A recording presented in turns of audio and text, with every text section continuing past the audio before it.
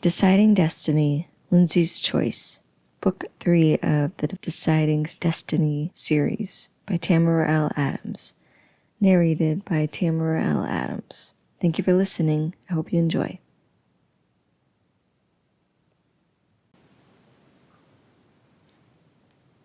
Deciding Destiny, Lindsay's Choice. Chapter 1.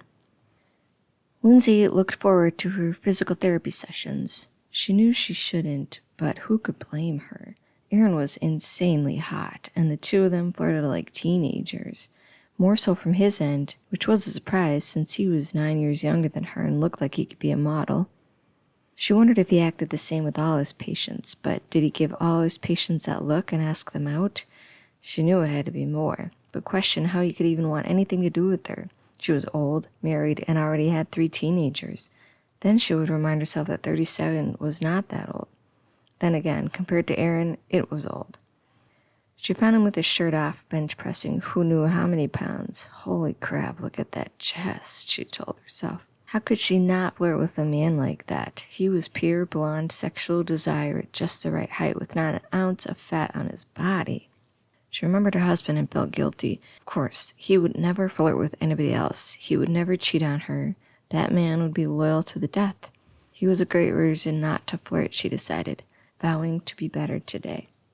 Aaron sat up and spotted her across the room. He flashed her his perfect smile and waved. Hey, Lindsay, ready to get to work? Her resolve started to melt, but she tried to remain strong. Sure, my knee won't get any better without it. At least that's what you keep telling me. And I would never let you down. To her disappointment, he put on his shirt. I think we should work on squats with the medicine ball today, your favorite, he teased. They were never her favorite, but she would do anything he asked for that beautiful smile. Fine, let's get it done. The squats were torture on her knee, but she pushed through them. Self-conscious of her body, she purposely wore baggy clothes to her sessions. Her body was more fit than most women her age, but compared to Aaron, she felt like a mess. She wasn't an ugly woman, but her brunette hair was often flat, and she didn't wear enough makeup to cover the dark circles under her eyes. Though her looks never seemed to bother him, he eyed her up like candy, which made it difficult to concentrate on her workout. Why does someone as young as he find her attractive? She may never know. The hardest part of her time with Aaron was when he'd kneel in front of her to assess her knee function. His hands worked her leg up and down, just inches from her upper thigh. Was agonizing. His face would be inches from her, so close she could breathe him in, and her desire would start to surface. The need to be with him was hard to resist. When Aaron was finished, he shot her a smile. Looks good. Soon you won't need me anymore. What'll I do when I don't get to see you every week? Oh, I'm sure you'll have other patients to fill my place. None of them could ever replace you, Lindsay. A serious expression crossed his face, and a chill ran through her body. I'll miss you too, came out of her mouth before she could stop herself. You don't have to stop seeing me, you know, he winked at her. How could she resist him for 3 more weeks? She didn't know what to say. Part of her wanted to give in to her need to be with him. The other part of her thought of her kids and her husband. Could she really do that to them? I know, you're married. You have responsibilities in your life. I wish it were different, but I understand. If you ever change your mind, I'll be here. You have my personal number. Call any time, and I mean any time. I don't just give that out to anybody. Too stunned to say anything, she just nodded. He grinned at her. At least I have 3 more weeks with you, and a guy can always hope. See you next Tuesday. He walked away, leaving her to view his beautiful backside. Why would he want anything to do with her? She asked herself that over and over again. It took all of her willpower not to call his name and take him up on the offer. Her next few days would be rough. She knew what to expect. Random daydreams throughout the day of Aaron touching her or on top of her. It was impossible to stop them. Pushing the thoughts out of her mind only worked for a short time before they would resurface. Images of him consumed her days and even invaded her sleep at night. She would dream of Aaron dominating her body and pleasing her in ways unimaginable. Often she would wake up drenched in desire and needing release. The dreams felt so real and left her wanting. These days, after her session, she would approach her husband for more affection. Sometimes Ted would happily entertain her needs, but other times he would claim to be too tired or laugh it off with some other excuse and leave her unsatisfied. She missed the days in their relationship when he would take her anywhere and serve all of her sexual needs, but kids, stress, and life get in the way, leaving a tired husband satisfied with a mediocre love life. Would they ever get that spark back? They once had an amazing sex life, and getting back to that would not be an easy task. She loved her kids and her husband, but days like this left her wondering if an affair was the spark she needed in her life. Would it be worth it? Could she risk losing her kids and breaking Ted's heart over a romp in the sack with the hot young boy toy? Couldn't she just have her fun with Aaron until he inevitably got bored with her and was on to his next conquest? The idea of cheating was scary and exciting all in one, and she didn't know if she could make that ultimate betrayal. Why did her therapist have to be so hot? Why couldn't she have gotten some old frumpy woman? Were her desires for him go away once she stopped needing physical therapy? Surely she would stop thinking of him, wouldn't she? Deep in thought, she left the building, almost running into a man standing in front of her car. Sorry, she walked around him. Lindsay, can we talk? He asked. She studied his face. Do I know you? No, not really, but I know you and I have something I need to discuss with you. What is it? She asked skeptically. It's sort of a long story, and I don't think you want to discuss it here. The man looked around the parking lot. I don't know you, and there is no way I'm going anywhere with you. Okay, he thought. This was not going to be as easy as he'd hoped. Hear me out. You'll be glad you did. I'm not so sure, she responded. I'll just give it to you straight. My name is James, and I'm a guardian of destiny, which means I come to you in a time of need at a fork in the road, shall we say, and make your decision easier. But she interrupted. Let me explain. You just came from the physical therapy where you have had to try and not fall in love with your trainer. Each time you leave here, it becomes harder to fight the urge not to jump into bed with them. Each time you question whether it would be worth the risk or not. I'm here to show you a sneak peek of that possible future. You get the once-in-a-lifetime chance of seeing how each path in life will play out. Then in the end, you should have a better idea of which path is the one you want to choose. Lindsay was stunned. Do you know how crazy that sounds? Are you expecting me to believe anything you just said? I've been told it sounds crazy, yes, but if you give me a chance, I can prove it to you. Let me show you. Don't you want to know if having an affair with Aaron would be worth it? Wouldn't it be nice to see what it would be like to be with him? She paused. Constant thoughts crept in her mind about what it would be like to be with Aaron, and here was this guy giving her the chance to try it out, or so he said. It would, but seriously, how does that even happen? How could you show me any of that? It's really easy, but you have to trust me to take you there. I don't know about this, she hesitated. You don't give me the creeps, but this seems sketchy. He laughed. Well, that's good about the not creepy part. All I can tell you is that it's real, and I can take you on the journey of your life, but we have to leave now. All I do is touch your hand, and we disappear off into the future. You'll get a glimpse into a world most people never get a chance to witness. You want to do this? Lindsay pondered for a long moment. How long would I be gone? Just a few minutes in this time, though we will spend a few days down each path. We'll end up back here just a few minutes after this very moment. You said we disappear off into the future? What do you mean by that?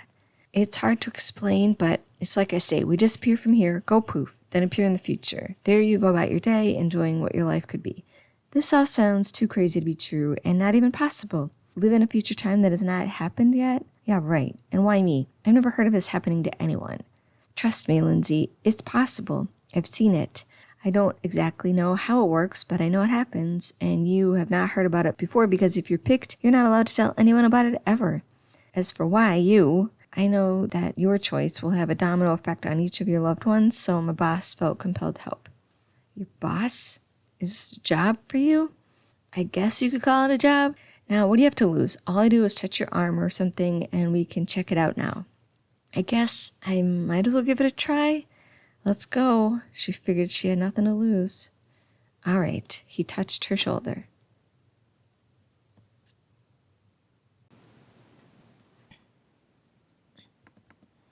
Chapter 2. Lindsay felt a pull. The scenery started to blur and fade away. Then everything disappeared. Just as she started to freak out, they reappeared in front of a small apartment building in what looked like downtown Phoenix. That felt so weird. She couldn't begin to explain the experience. It was almost like passing out on a roller coaster ride mixed with the feeling of free fall. Yeah, it's a pretty crazy feeling, James grinned. Where are we? She asked. This is Aaron's apartment. In this path, you choose to have an affair with him, though you have not left Ted yet. You're seeing how the whole thing goes before you call it quits on your marriage, so you have to keep a low profile around town with Aaron for the day. What day is it? What about my job and my kids? It's a few months down the road, and it's a Tuesday. You just saw your kids off to school, and Ted went to work as usual. As a realtor, you're lucky to have a very flexible schedule. It allows you to be able to pencil Aaron into your days. Lindsay flushed. What do I do today? Do I have a schedule? She was all about schedules. Your whole day is in your planner, but for this morning, you get to play with Aaron till about noon. Then you have a lunch meeting with a potential client to sell their home. This afternoon, you have a meeting at work about, realtor things. It'll be fine. What happens after today? I'll come find you and show you the other path. There are rules. 1, do not tell anybody about this. It'll piss off my boss and get you kicked back to the present with no more glances to the future. 2, have fun with this. Each day is not going to have any effect on the future, so go with the flow and have fun, which is what this is all about, experiencing the potential future with no real consequences. Do you have any questions for me? I don't think so. Lindsay's nerves were racked. I'll see you later. Yes, and remember to have fun. And with that, he disappeared. Lindsay walked up to the apartment building and realized James never told her the number. Hopefully she'd figure it out. She was in luck and found his name next to the mailbox for apartment 204. Her palms were sweaty, but she made her way up the stairs and found his apartment. Should she knock or walk in? Was she ready for this? She tried to push the thoughts out of her mind and just go for it. She knocked. A few seconds later, the door opened, and there stood Aaron in only boxer shorts, looking hotter than ever. Hello, beautiful. I thought you'd never get here. He grabbed her by the waist and pulled her close to him, then pressed his lips to hers. She melted into him. All her nervousness washed away with the magic of his kiss. His tongue ran along her lips, and she opened up to let him inside.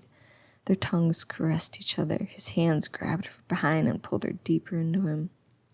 This had to be the hottest kiss she'd ever received.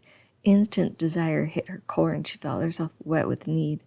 Aaron unzipped her skirt and dropped her to the floor as he ran his hands along her backside. They worked their way to her front, easily unbuttoning her blouse, and ripped it off of her. He wrapped his arms around her and lifted her onto him. She wrapped her legs around his hips, and he carried her to the bedroom. He gently laid her on the bed and pulled away. I'm glad you're here, then smiled that adorable smile at her. Her hunger grew and her heart ached. Me too. That was all he needed to hear. The passion between them intensified as his mouth took hers. His hands hurriedly removed her bra. His tongue was marvelous, licking and teasing each nipple, then sucking till she almost lost it. He let go and moved further south. He slowly removed her panties, then buried his face in her curls. He was going to make her crazy. He knew all the right moves, licked fast and slow to suck over and over till she released in ecstasy. Lindsay let out a moan. I need you now. He gazed into her eyes as he entered her. The feeling of him inside her was intoxicating. He fit her perfectly. Every motion in and out pushed her closer to the edge. His mouth on hers, bodies entwined. This must be what heaven felt like. With every moment he showed her pleasure she had never known. Then he would bring her back just to push her over the edge again. She wanted to explode but hoped it would never end. When she thought she could not take it anymore, he brought her to the climax of a lifetime. A cry escaped her mouth. Oh, God! Finished with her and collapsed into her, entangled in her arms.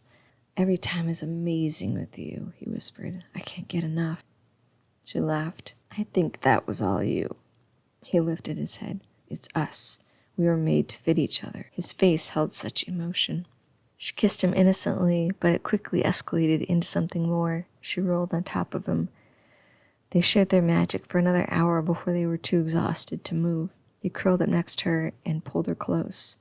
I love you, Lindsay. I don't want to imagine my life without you. She froze and thought of what to say. But I'm so much older than you. You can easily find someone to love and share this with who's younger than me. He pulled away to look at her. But I don't want just anyone. I need you. I don't think anybody else could ever make me feel the way you do. We have that true love you only find once in your life. Don't you feel it? She couldn't deny her feelings. I do. I just don't want you to. He interrupted her. Well, I'm a grown man, and I can decide what is best for myself. You're what is best for me. He kissed her with such sweetness and made her forget all the doubts. He pulled away. I almost forgot. Popular Photography liked those pictures I sent them. They hired me to do a job for them covering a midnight life theme. His excitement was contagious. That's awesome. I bet they'll be amazing. He gave her the most insane smile. Thanks for believing in me and convincing me to take the chance and send them in. Of course, always. Want to see my ideas and what I have so far? Yeah, that'd be great. For the next half hour, they looked over a few of the images he'd already taken. The photographs were amazing, and Lindsay could see why she'd pushed him to submit them to the magazine. You could see the passion in his eyes as he talked about the work. This is what he was meant to do.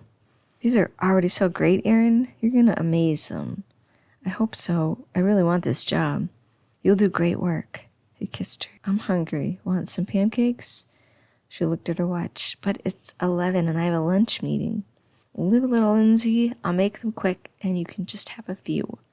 Okay, fine. Aaron pulled out the ingredients and got to work. They were some of the best pancakes she's ever eaten, and the conversation was even better. Aaron proved to be wise beyond his years, and she felt more comfortable talking with him than she did with most people. She had a hard time leaving him at noon. When will I see you again? I'm not sure. Soon. I'll let you know. I hate sharing you. Guilt washed over her for the first time this morning. I know it's not the ideal situation. You keep saying you need time, but I know he doesn't please you like I do. He can't give you what I can. You don't feel for him like you do me. Aaron, I know it's difficult. I'm sorry. I just need you to know how much I want you, Lindsay, how much I need you in my life, and that I'm here for you. I'm not going anywhere. I am yours. I'm yours too. We'll figure this out. It came out before she could think, but she meant it. He pulled her into him and kissed her hard. Desire rose up in her again, but she resisted. I have to go. I know, but you taste so good, and I need a little more. His lips brushed hers again. She gave in for a moment. His tongue caressed hers as his hands made their way to her backside. He pressed her into him with a groan. Her blood pumped, and she felt wet with need. Lindsay almost gave in to her desire, but managed to pull away. I must go. I don't want to leave, but I must. All right. He sobbed. Call me, though? I will. Bye. He let her go after one last quick kiss, disappointment written all over his face. Her heart sank a little. Why was it so hard to leave him? It had to be the hot sex, right? That must be it. All day she found herself daydreaming about his hands all over her and how he felt inside of her. It was better than anything she had ever imagined. His touch set her skin on fire. It made concentrating on her job a difficult task. She was thankful to be the best at what she did and landed the clients with ease. The client she was meeting lived in an old colonial house with beautiful original woodwork and a large yard with magnificent weeping willows. She would have no trouble finding a buyer for the old couple who were downsizing. The weekly meetings at work were her least favorite part of the job. She was thankful she didn't have to present or lead the meeting this time. By the time 5 rolled around, it had been a long, wearing day, so Lindsay decided to pick up her kid's favorite, a local Chinese takeout dinner on her way home. She was surprised to find all 3 kids when she arrived. Her 2 beautiful brown-haired, green-eyed boys, Alex, who was 13, and Jack, who was 17, were playing video games in the living room. 15-year-old Ellie was blasting music in her room. She assumed her husband was still working. Ted often worked late hours and a lot of overtime. That's what happens when you're the best at your job and a workaholic. Lindsay had been a stay-at-home mom for the longest time and had only gone back to work 6 years ago. She loved spending time with her kids and being there to volunteer in their school, but now they were grown up and she decided to find something to do with her time. Her love of homes had pushed her to get a realtor's license. The flexible hours were a perk. The job meant she could leave and go to school events in the afternoon or take a day off here and there for whatever the kids needed. She'd quickly become one of the best sellers in her firm and had even more flexibility now than when she first started. She guessed that was how it made it so easy to spend time with Aaron. Guilt passed over her again, and she shook her head, not wanting to think about it. Dinner's here, kids, she yelled, glad for the distraction. Alex walked in as she finished setting the table. Chinese? Awesome. Thanks, Mom. You're the best. He kissed her cheek, a rare occurrence now that he was a teenager. You're welcome. I figure we deserve a little treat. Is your brother coming? He's saving the game. I'm going to get your sister. You can dish up. Please leave some for the others, she teased. She bought enough, but you never know with teenage boys. Lindsay knocked on Ellie's door. Dinner's ready. Okay, Mom, I'll be out in like a minute. Hurry up or your brothers will eat it all and leave none for you. I'm coming, God, she huffed. Ellie had always been an independent one, and the only one of the 3 that looked like her. She was almost a clone of Lindsay in the looks department, but that was about where the similarities ended. Lindsay was shy and quiet and kept to herself, whereas Ellie was outgoing and loved to be the center of attention. Sometimes Lindsay wondered how she could even be hers. Boys were half done with their first helping by the time Lindsay returned. She grabbed a plate and dished out her favorite before they could take any more, especially her beloved crab rangoon. Yo, Mom, thanks for dinner. I've been craving some Chinese food. Jake was already piling on a second helping. She had not even been gone very long. It amazed her how he could devour everything and anything in his path, leaving nothing behind. The yo mom part was not amusing, but she let it slide. Jake was her firstborn and had always been such a handsome boy, but his attitude could ruin it sometimes. She nagged him all the time about his tone and lack of respectable conversation, but he always brushed her off. Teenagers always thought they knew everything, and she had 3 of them. Ellie walked in just before the boys were about to get more food and leave her with nothing. There you are. You'd better dish out before it's all gone. I know, Mom. Such irritation filled her voice. Lindsay tried not to let it bother her. How was school? She asked no one in particular. Fine, good, was all she got from Ellie and Jake. As usual, her youngest, Alex, was the only one with a genuine response. Though she knew 8th grade was not young anymore. At 13, he was a teenager, and she still had a hard time getting used to it. It was great, Mom. We were learning about robotics and science, and it's awesome. The teacher told us about robotics programs starting after school, and I really want to join. They'll even help us build our own robot by the end of the year. Can I join, Mom, please? She could not help but smile. Of course. It sounds like fun. God, Alex, you're a dork to the max. Jake poked fun at his younger yet smarter brother. Shut up, Jake. Be nice to your brother. She stepped in to halt the fight. Jake had always been annoyed at Alex's natural intelligence and would make fun of him to hide his jealousy, though it never worried Alex too much, since Jake would also beat up anybody else who taunted his brother. Take a chill pill, Mom. Jeez. Mom, Ellie broke in, I totally need some money for a new dress. For what? That girl was always asking for money for something, which annoyed Ted like crazy. She was a cheerleader, which meant they were constantly shedding money for camps, outfits, and gymnastics fees, or this and that. She felt like there was no end to the cost for the daughter to be a part of the team. The only reason Lindsay dealt with it was the fact that it's Ellie's only passion. How could her mother take that away from her over money? Ellie huffed. I had this spring fling, remember? Why can't you just wear something you already have, or borrow a dress? Mom, gag me with a spoon. People would, talk if I were the same dress. Plus, none of them are, the right style. Sometimes Lindsay wondered how to deal with her daughter. She could never relate to her. Ellie was a drama queen and a social butterfly. Plus, she'd never suffered from crooked teeth or acne-prone skin. She was just beautiful and knew it, which was not always a good thing. Okay, fine. Do you want me to take you? Lindsay hated the mall, but would go if she had to. Sarah and Tori are going to the mall later. I thought I'd go with them, if that's fine. Sure. Lindsay rummaged through her purse. Here's my credit card. Please wash the hemline and bust area, Ellie. Please wash the hemline and bust area, Ellie. Oh, grody, Mom. You, always say that. Well, those things matter, Ellie.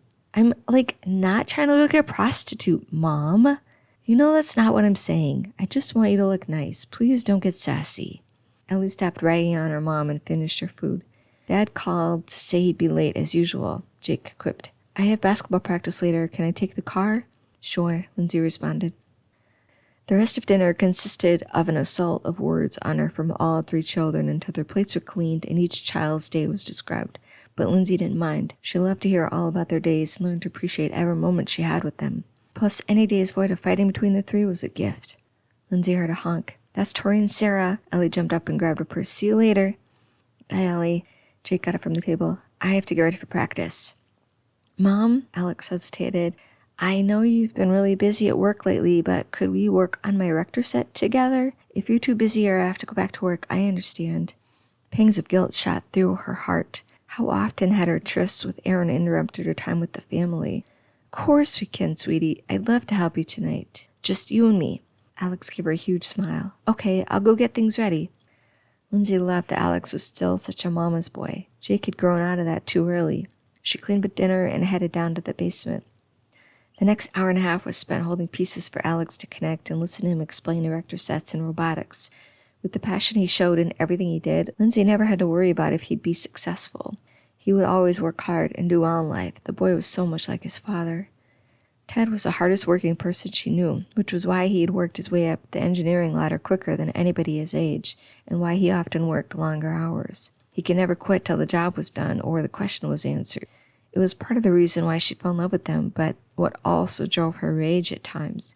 When the children were younger, she had to deal with everything herself, but she was thankful to have been able to stay home because of his work ethic. Alex's face wore such a serious expression as he concentrated on his work. Lindsay would often have to remind him to relax and have fun, not to be so serious. "Anybody home?" Lindsay heard Ted cry from upstairs. "We're down here." A minute later, Ted appeared in the doorway. "Hey, how was work?" "Good. Busy due to the freeway intersection planning, but good. How'd it go today?" Her thought instantly went to Erin and the color drained from her face. She didn't know how to respond. Ted waited for a response. "Did you get the job selling the old house you've been dying to land?" Relief filled her body. "Oh yeah, I did get it. It's a beautiful house." "Good. Congratulations." He gave her a peck on the lips. "I'm hungry. What did you have for dinner?" "I picked up Chinese. The kids ate everything else, but I saved you a carton of your favorite chicken and broccoli. It's in the fridge." "Thanks. Looking good, Alex. The skyscraper will be done in no time." Alex smiled. "Thanks, Dad." "It's getting late, Alex. Do you have homework?" Alex groaned. "Yes, but not too much. I can get it done quick. Can we just work a little longer?" She laughed. 15 more minutes? "Mom, growing pains is on tonight. If I get my homework done, can we watch it?" "Sure, as long as your homework is done." "Awesome." They finished up and headed back upstairs. The phone rang as she walked into the kitchen. "Hello?" "Hey, beautiful."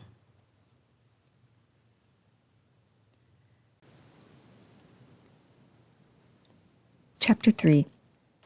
Erin's silky voice filled her ear and she felt her face redden.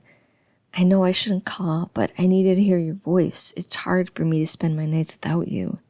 Lindsay looked around for Ted, but he was nowhere in sight. "It's hard for me too. If I could be there now, I would, but I know. I crave you, Lindsay. I need to feel you, breathe you in and taste you on my lips." Her hormones surged under her skin and arousal filled every inch of her body. She fought the urge to give in and to go right to him then and there. "I do too." Erin jumped at the chance. "I can meet you at the walking trail down a block from your house. Just say you're going for a walk." "My body aches for you, Lindsay. I need you." She felt weak in the knees. "Maybe I'll meet you in 10 minutes. I'm on my way," he said, then hung up before she could resist. Her body longed for his touch.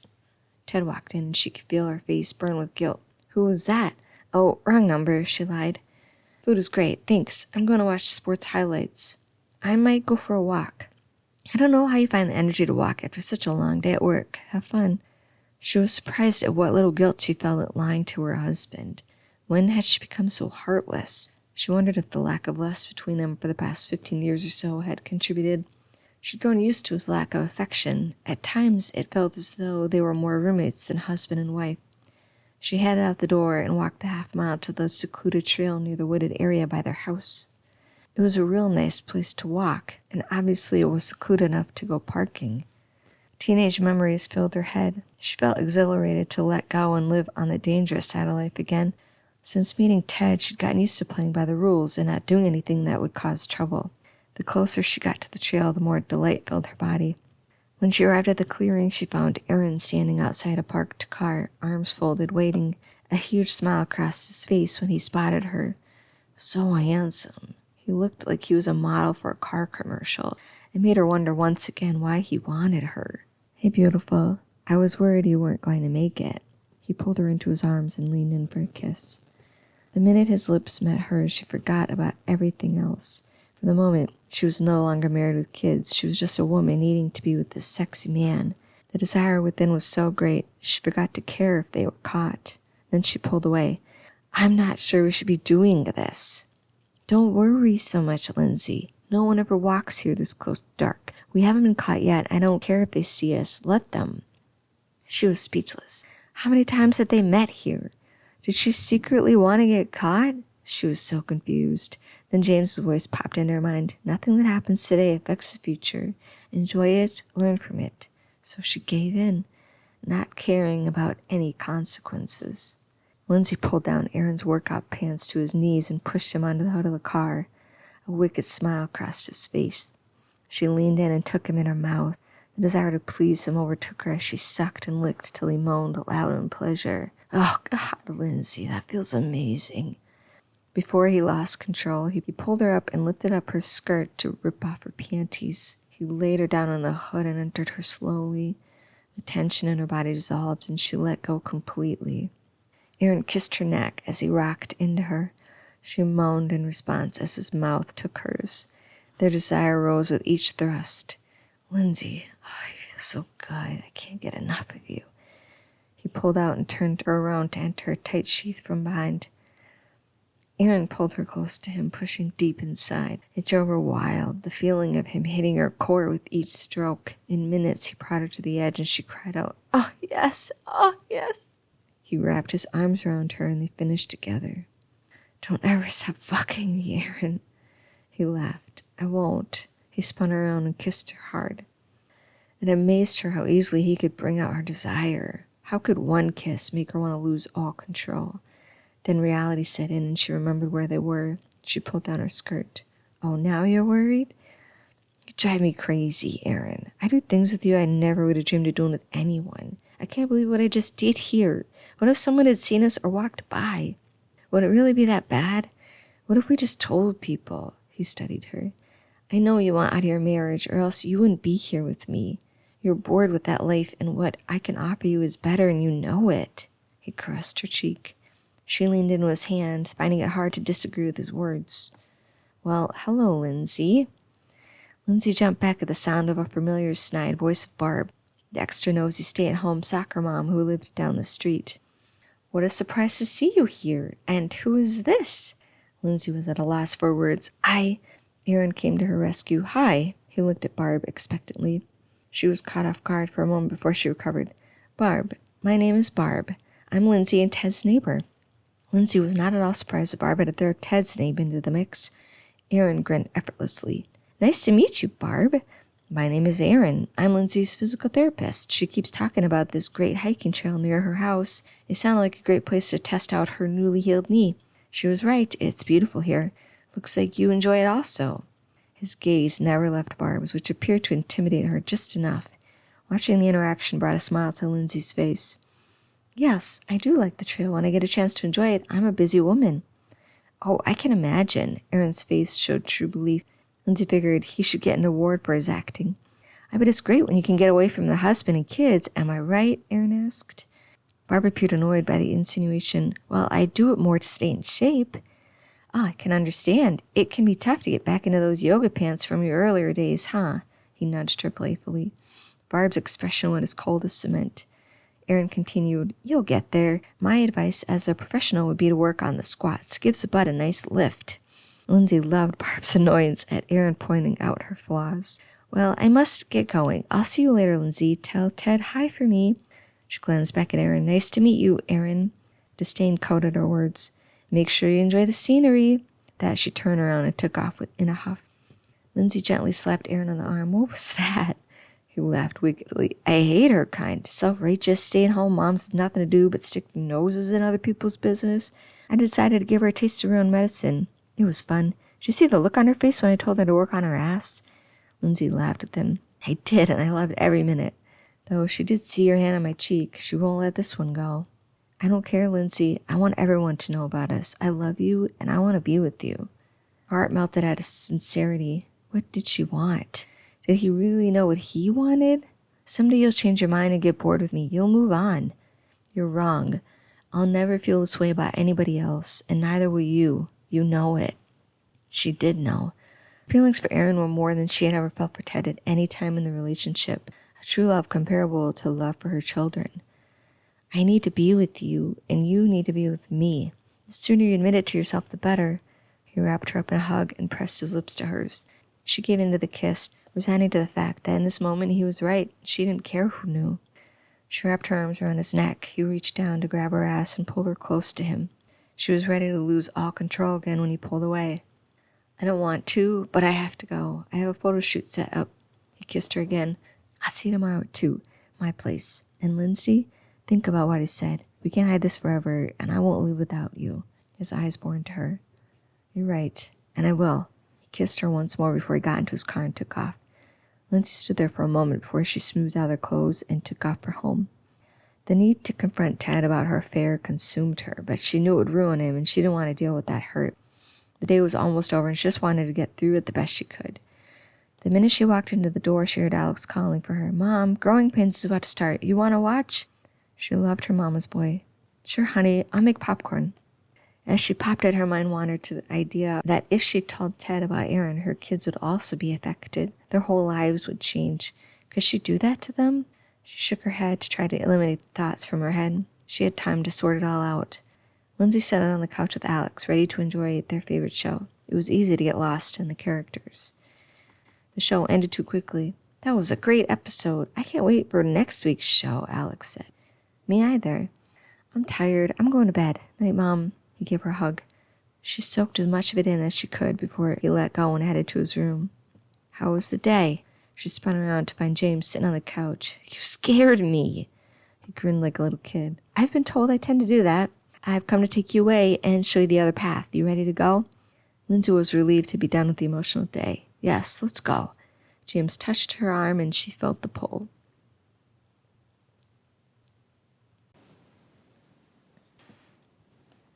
Chapter 4.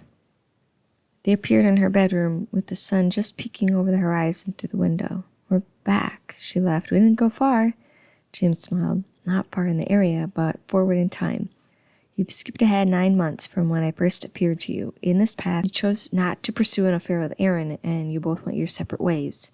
She did the math in her head. "So it would be about time for Jake to go up to college, right?"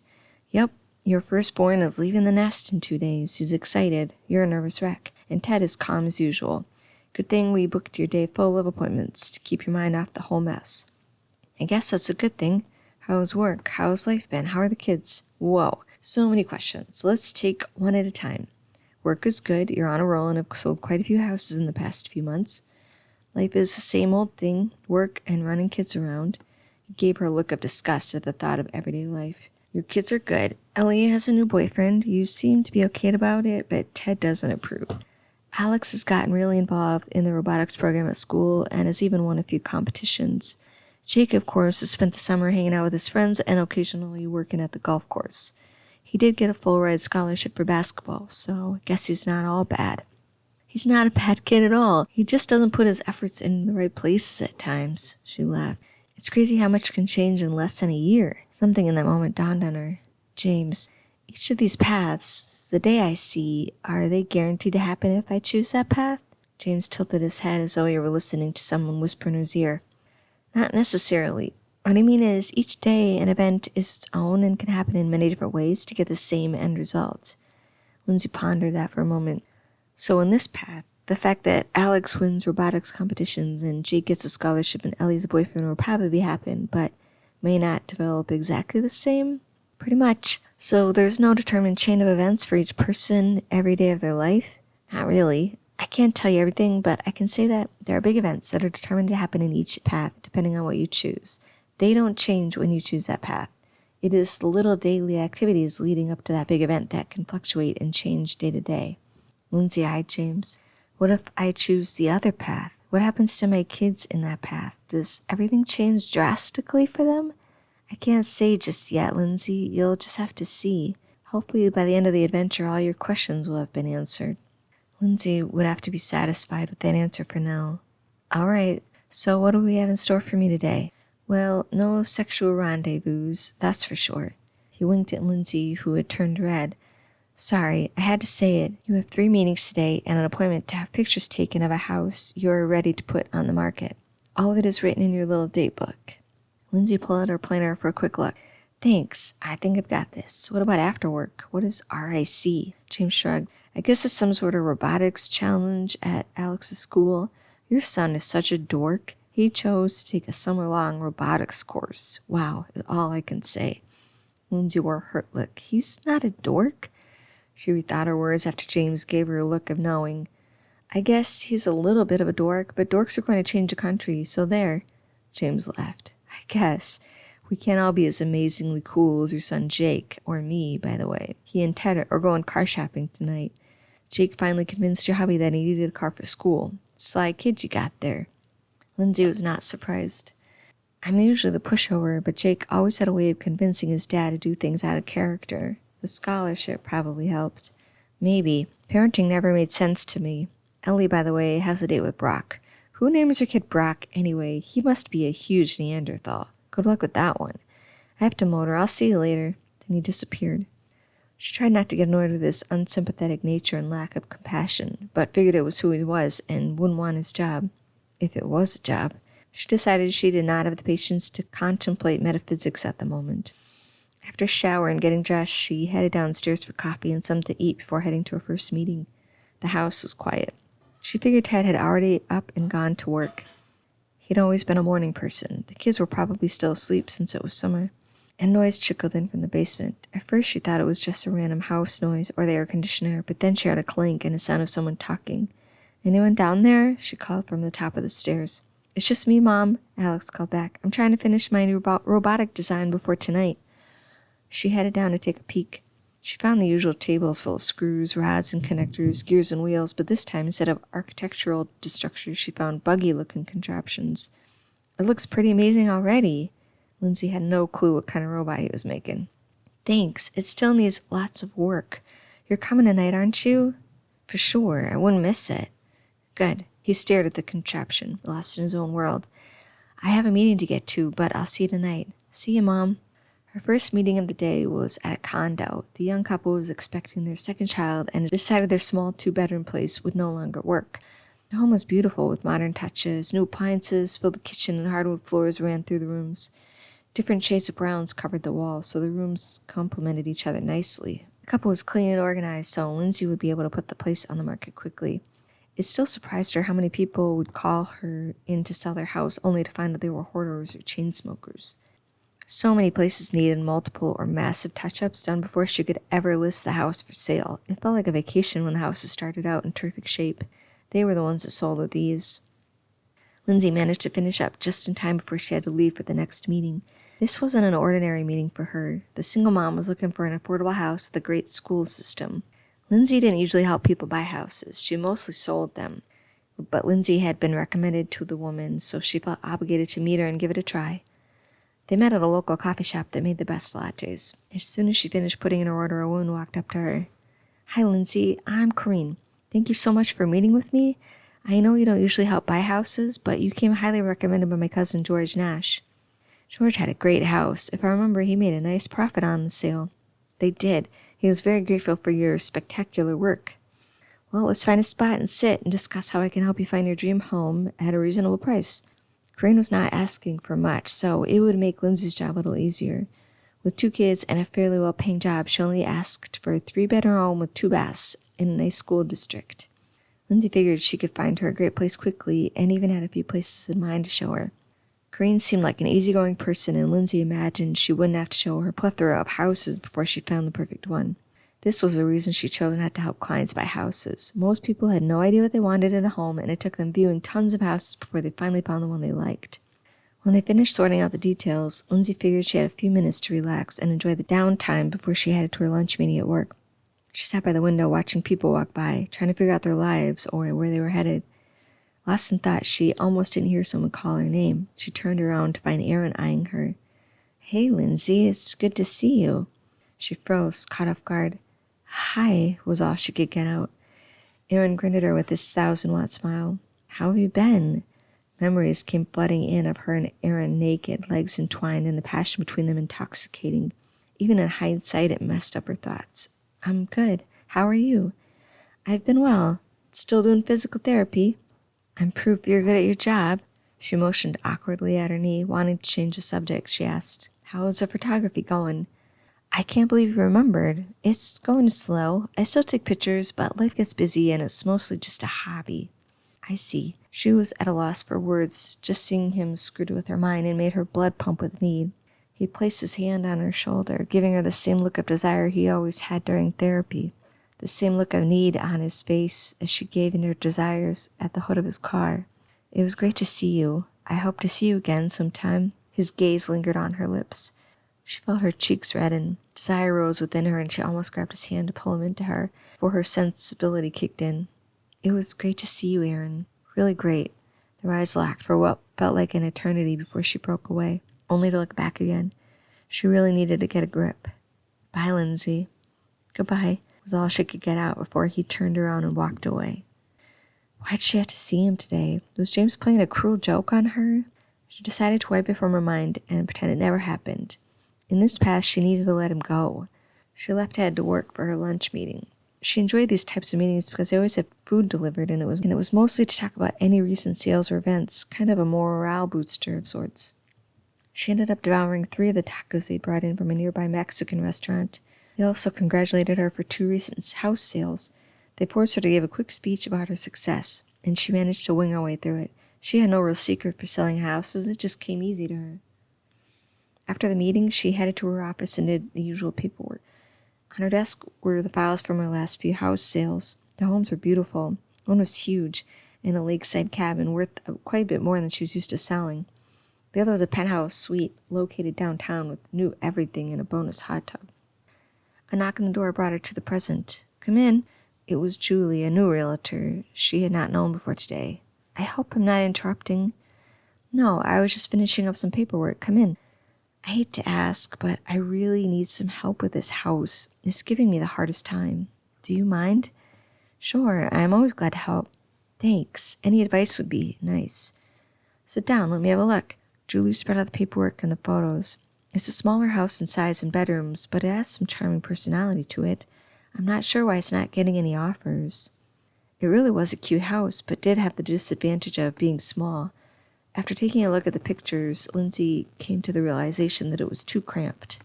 They discussed ways to lose furniture and move things around to make each room more appealing. Then Lindsay offered a few paint color changes to bring out the house's natural light and beauty. Thanks, Lindsay. I hadn't thought about making these changes. It's really going to make a huge difference. No problem. Glad to help. Helping Julie filled Lindsay with pride. It felt good to do well at her job and also enjoy it. Lindsay had one more meeting before she could head to the middle school to cheer on Alex. A photographer was meeting her at one of the new listings. It was another fun aspect of her job. She loved staging the homes for the pictures. The only time it felt like a chore was when the owners didn't clean out the clutter or move furniture she had requested.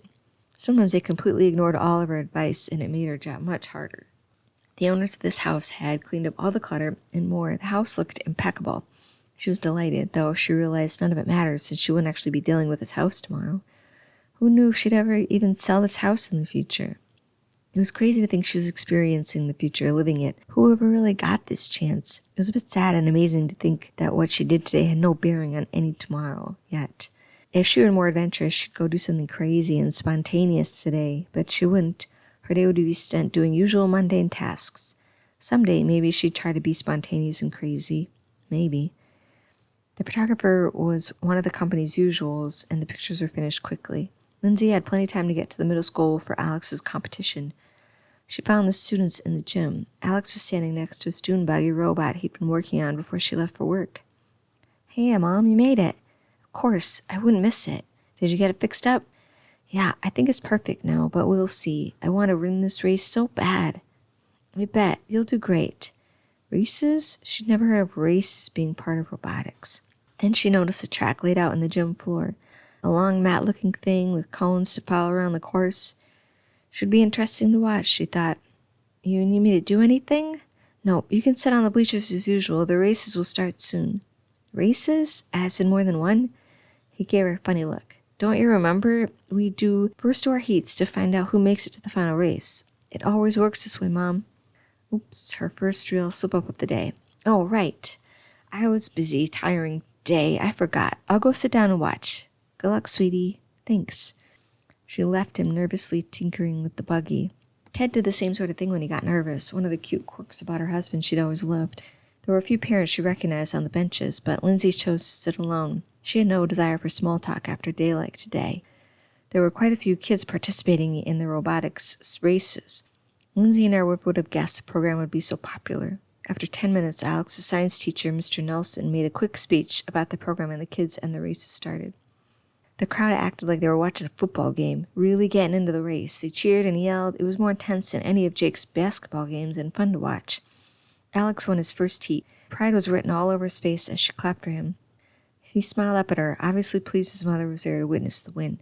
Jake had never been too much of a mama's boy, always the independent one, never needing his mom around for much, but Alex ate up all of her attention.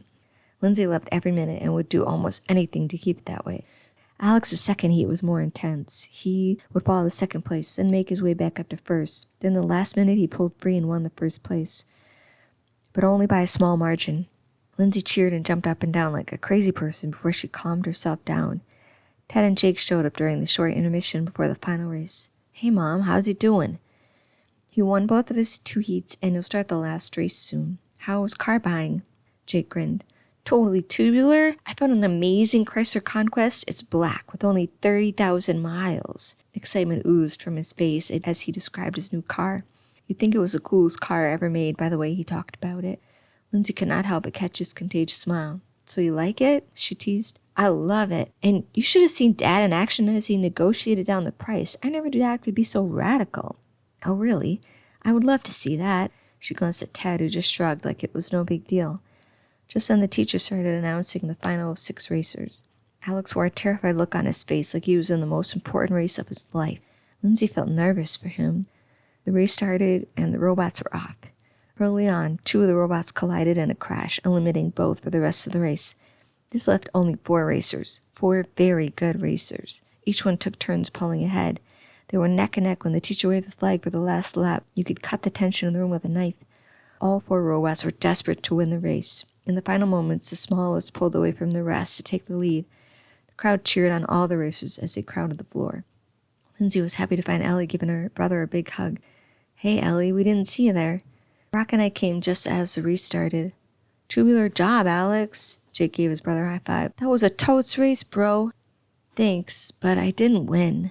Disappointment filled his face. "Dude, you won both your heats, and that race was intense. Any of you could have won. It was awesome." Alex's face beamed at his brother's praise. "You're right. It was exciting." No matter how cranky or pissy Jake could get with his brother, he was always one of Alex's biggest supporters, and it made her elated. Ted slapped Alex on the shoulder. "Great job, son. Your hard work paid off. Where do you want to go eat to celebrate?" Alex grinned. "Pizza Hut." "Great choice, bro. Let's go eat. I'm starving." "Brock and I are going to head out. We don't want to miss our movie." "Great job, Alex." "You'll be home by 11, right, Ellie?" "Of course, Mom." Ellie rolled her eyes. "Bye." She pushed Brock out the door before her mother could respond. "Let's gather up your stuff and head out." Lindsay picked up some of Alex's tools. "Hey, bro, you want to lift him a new ride? Wait till you see it. It's awesome." Alex's face lit up. "Yeah." He quickly gathered up his robot. "Let's go.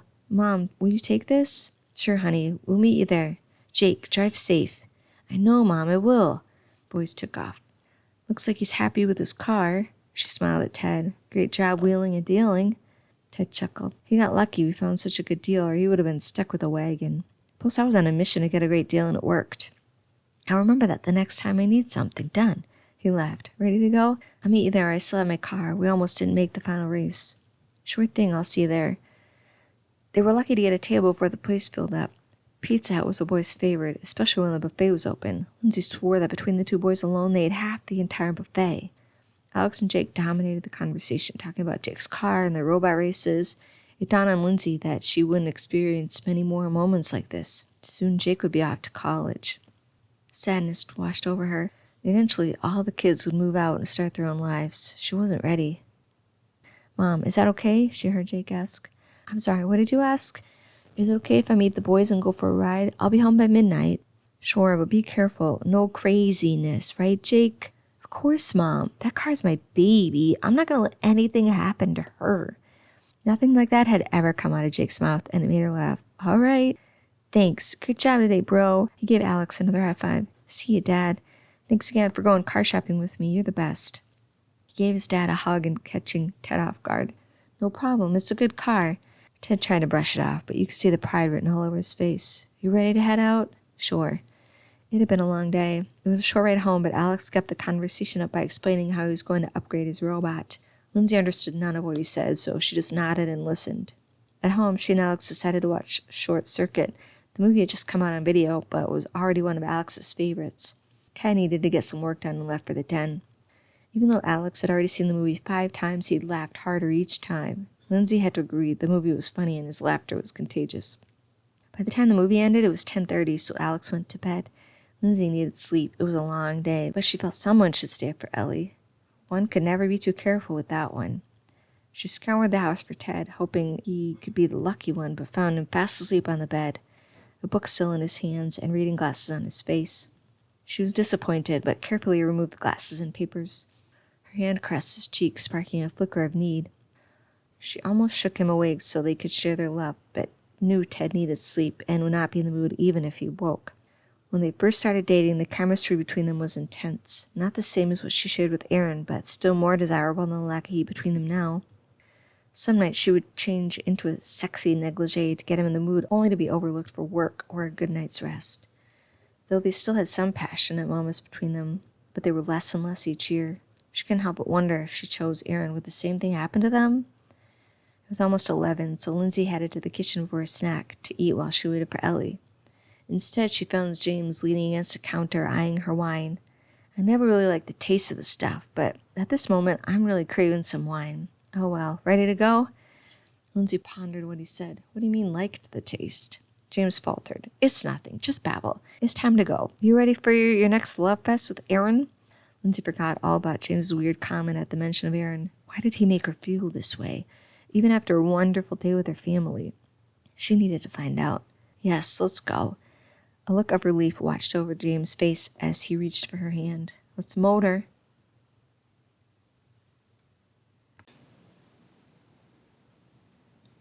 Chapter 5. They appeared in Aaron's apartment. It's about 2 years down the line from when we first met. We left Ted and moved in with Aaron. Ted took it pretty hard, so do the kids. Jake is still in college, and he's doing well. He's taking up business, and you see him on the holidays. Ellie rebelled a little after you left. After graduation, she moved in with her boyfriend and works at a local music store. They get by. What happened to Alex? Alex chose to live with his father in the house. The divorce affected him the most. He put all of his frustrations into honing his craft. You thought he was intense before you should see him now. He's super into his classes and is the top of his class. He's already taking college-level courses. Kid has an amazing mind. Top colleges are fighting to get him into their engineering programs.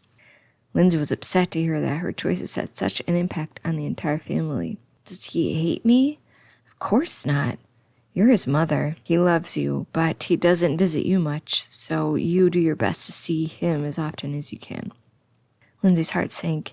In all her moments flirting with Aaron, she had never put much thought into the life after an affair and the effect it would have on everyone around her. Lindsay, I can see the worry written all over your face. I can't say I understand, but I do know one thing. This is just a day in some possible future. This is not real. It may never be real, so you have to move past the remorse and appreciate the moment. You need to live this day out as if it were the best choice. Really take it into consideration. This could be the path you choose, and you owe it to yourself to give it a fair try. Empathy in his voice was unrecognizable. Where did this person come from? James wondered to himself. When did he get all philosophical? Lindsay breathed in deep and took in James' words. You're right. Here I made a choice I may still make, so I need to play it out to see what happens. Thanks, James. No problem, that's my job. Lindsay searched the room. Where's Aaron? Am I still a realtor? What does Aaron do? James laughed. That's more like it. Aaron is still asleep. Yes, you're still a realtor, though not quite as ambitious, but still one of the best sellers. Aaron can be distracting. James winked at her. Aaron still does physical therapy part-time, but his photography has really started to take off, so he does that half the time. Looks like you're a good influence on him. Lindsay grinned. Good. One more question. Of course, you have more. What's my day like? You have a meeting with a new client at 10, then a lunch meeting for a house closing on one of your sales. Then the afternoon you have to yourself before you pick up Alex from school. He agreed to go to an arcade before Ellie meets you for dinner. That's about it for your day. That sounds great. Any other questions, Lindsay? Nope, I think I'm good. And James, thanks again for the reality check. James shrugged. No biggie. It's got to be tough to deal with living a potential future with so much change. See you later, Lindsay. Then he was gone. Lindsay stood there for a moment, not knowing what to do. Then James' words played over in her head. Live this day out. So she headed for the bedroom. Aaron was still fast asleep. She quietly took off her clothes and slid into bed next to his naked, warm body. Instantly, she was wet with need. She ran her hands down his back to his hip. Aaron rustled in his sleep. Her desire took over as she pressed her cheek to his and whispered, "Wake up, Aaron." He groaned in protest. Lindsay pressed her naked body closer to his. The need inside of her rose as his body responded to her touch. Aaron wrapped his arms around her, pulling her close to him, kissing her neck. His hand slipped between her legs to stroke her wet curls. Her body was ready for him, wanting him. His mouth took hers as he rolled on top of her. The moment he entered her was pure bliss. It felt as though she'd been waiting 100 years for this moment. "Oh, Lindsay." His voice was raspy from sleep. He pushed into her as he held her close. His fingers tugged at her hair and lit her on fire. To match his intensity, she ran her nails down his back. Aaron arched into her. This brought out the animal within her, and she couldn't get enough. "You feel so good, Aaron. Don't ever stop." He kissed his way to her neck and bit down. A shiver ran through her body. She was going to lose it. Lindsay grabbed his ass and pulled him into her, bringing them both over the edge. Being with Aaron was better than anything she'd ever imagined, better than anything she ever felt with Ted. It surprised her what little guilt she felt this morning. This experience was changing her as a person. Would it change her for the better? Aaron propped himself up. "That was a great way to wake up. We should do that more often." She laughed. "I agree." He rolled off her and pulled her into his arms. "Let's just stay in bed all day." "I wish. Life requires me to get out of bed." Fine. But let's come back to this later. Agreed?" "Agreed." "I'm hungry. Want breakfast?" "I'll make you some French toast," Aaron asked. "Sounds great." Aaron left the bed, giving her a perfect view of his backside. "You're damn sexy, Aaron." "Thanks, beautiful. It's all for you." He winked at her, then pulled on some shorts. Her knees went weak, and she wasn't even standing. The mat had such an effect on her. She slipped on a slinky nightie and followed him into the kitchen. "You want bacon?" "Sounds delicious. Want any help?" "Nope, I'm good." He started breaking some eggs into a bowl, then added milk and pulled out the bread. Lindsay wondered who taught him his cooking skills. He seemed comfortable in the kitchen. It was another turn-on. "What's your day like?" "I'm doing a photo shoot this morning. I'm working on that Nature's Beauty shoot. It should be fun. I can't wait to see those photos. I also have a few late therapy sessions after 5. One is that older gentleman who had the skiing accident, and then that stay-at-home mom who managed to fall down the stairs. To be honest, I'm not sure she fell at all. I worry about her and that husband of hers, but I don't know what I can do besides listen and try to convince her to leave him. She just denies anything is wrong and acts like her life is peachy. It drives me crazy." As he finished up the French toast, Lindsay couldn't help but wonder about this woman client. Was Aaron's interest in her innocent concern or more? Hadn't she herself started out as Aaron's patient? Their affair started out of an innocent interest. He had come on to her. Would he do the same with another? "Why are you so worried about her?" Lindsay asked before she could stop herself. Aaron gave her a disgusted look. "How could I not be? I think her husband may be abusing her. Who wouldn't be worried?" "You're right. He may. I thought—" The words would not come. He grinned at her. "Are you jealous, Lindsay?" He walked around the island toward her. "That's adorable." "I'm not jealous. I was wondering if you're reading too much into it, that's all." He laughed. "I know you, Lindsay, and that was jealousy." He took her face in his hands. "You will never have to worry about me cheating on you. We may have had a unique start, but that doesn't make my love for you any less. This," he put her hand on his heart, "what we have here is real, more real than anything else I've ever felt, and nothing will ever change that. No one can interfere with that, ever." He pressed his lips to hers, as if he were proving all of his love in that moment. The chemistry between them exploded. With an intense need, she pulled him into her and wrapped her legs around his hips. His need matched hers. Aaron kissed her hard. His tongue took over her mouth as he entered her. She leaned back against a bar stool.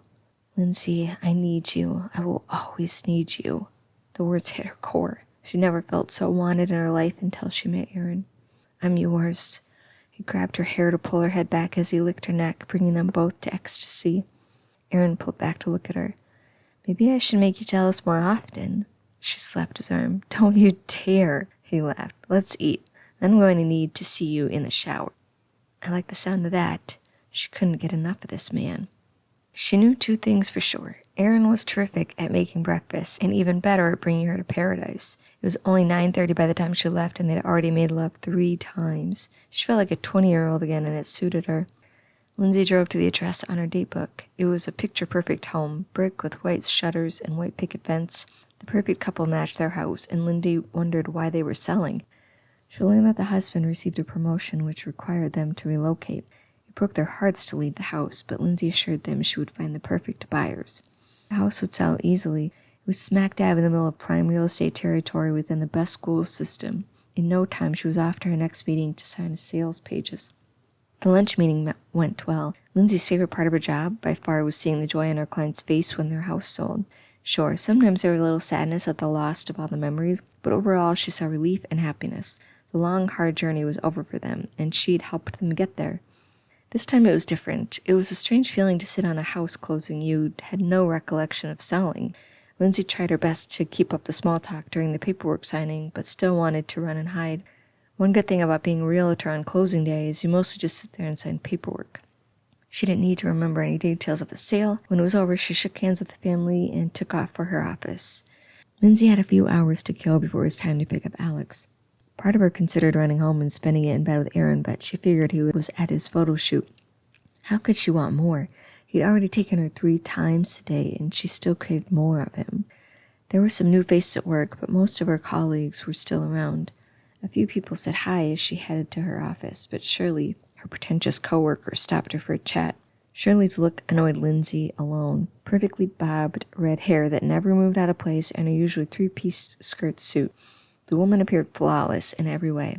"Hello, Lindsay. How'd your sale go?" "It went well." Lindsay did not want to talk, but felt obligated. "How are you?"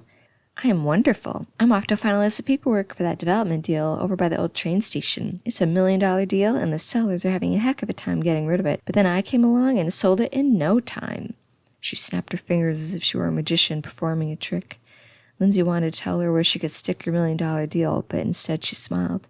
"Great for you. Congratulations." "No congratulations needed. Hard work and time can really pay off. I commit myself to this job, Lindsay. Someday you will see." She said it as if Lindsay did not work hard or care about the job.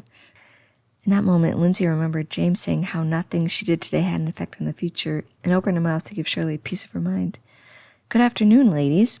Gerald, the VP, interrupted Lindsay's attack on Shirley.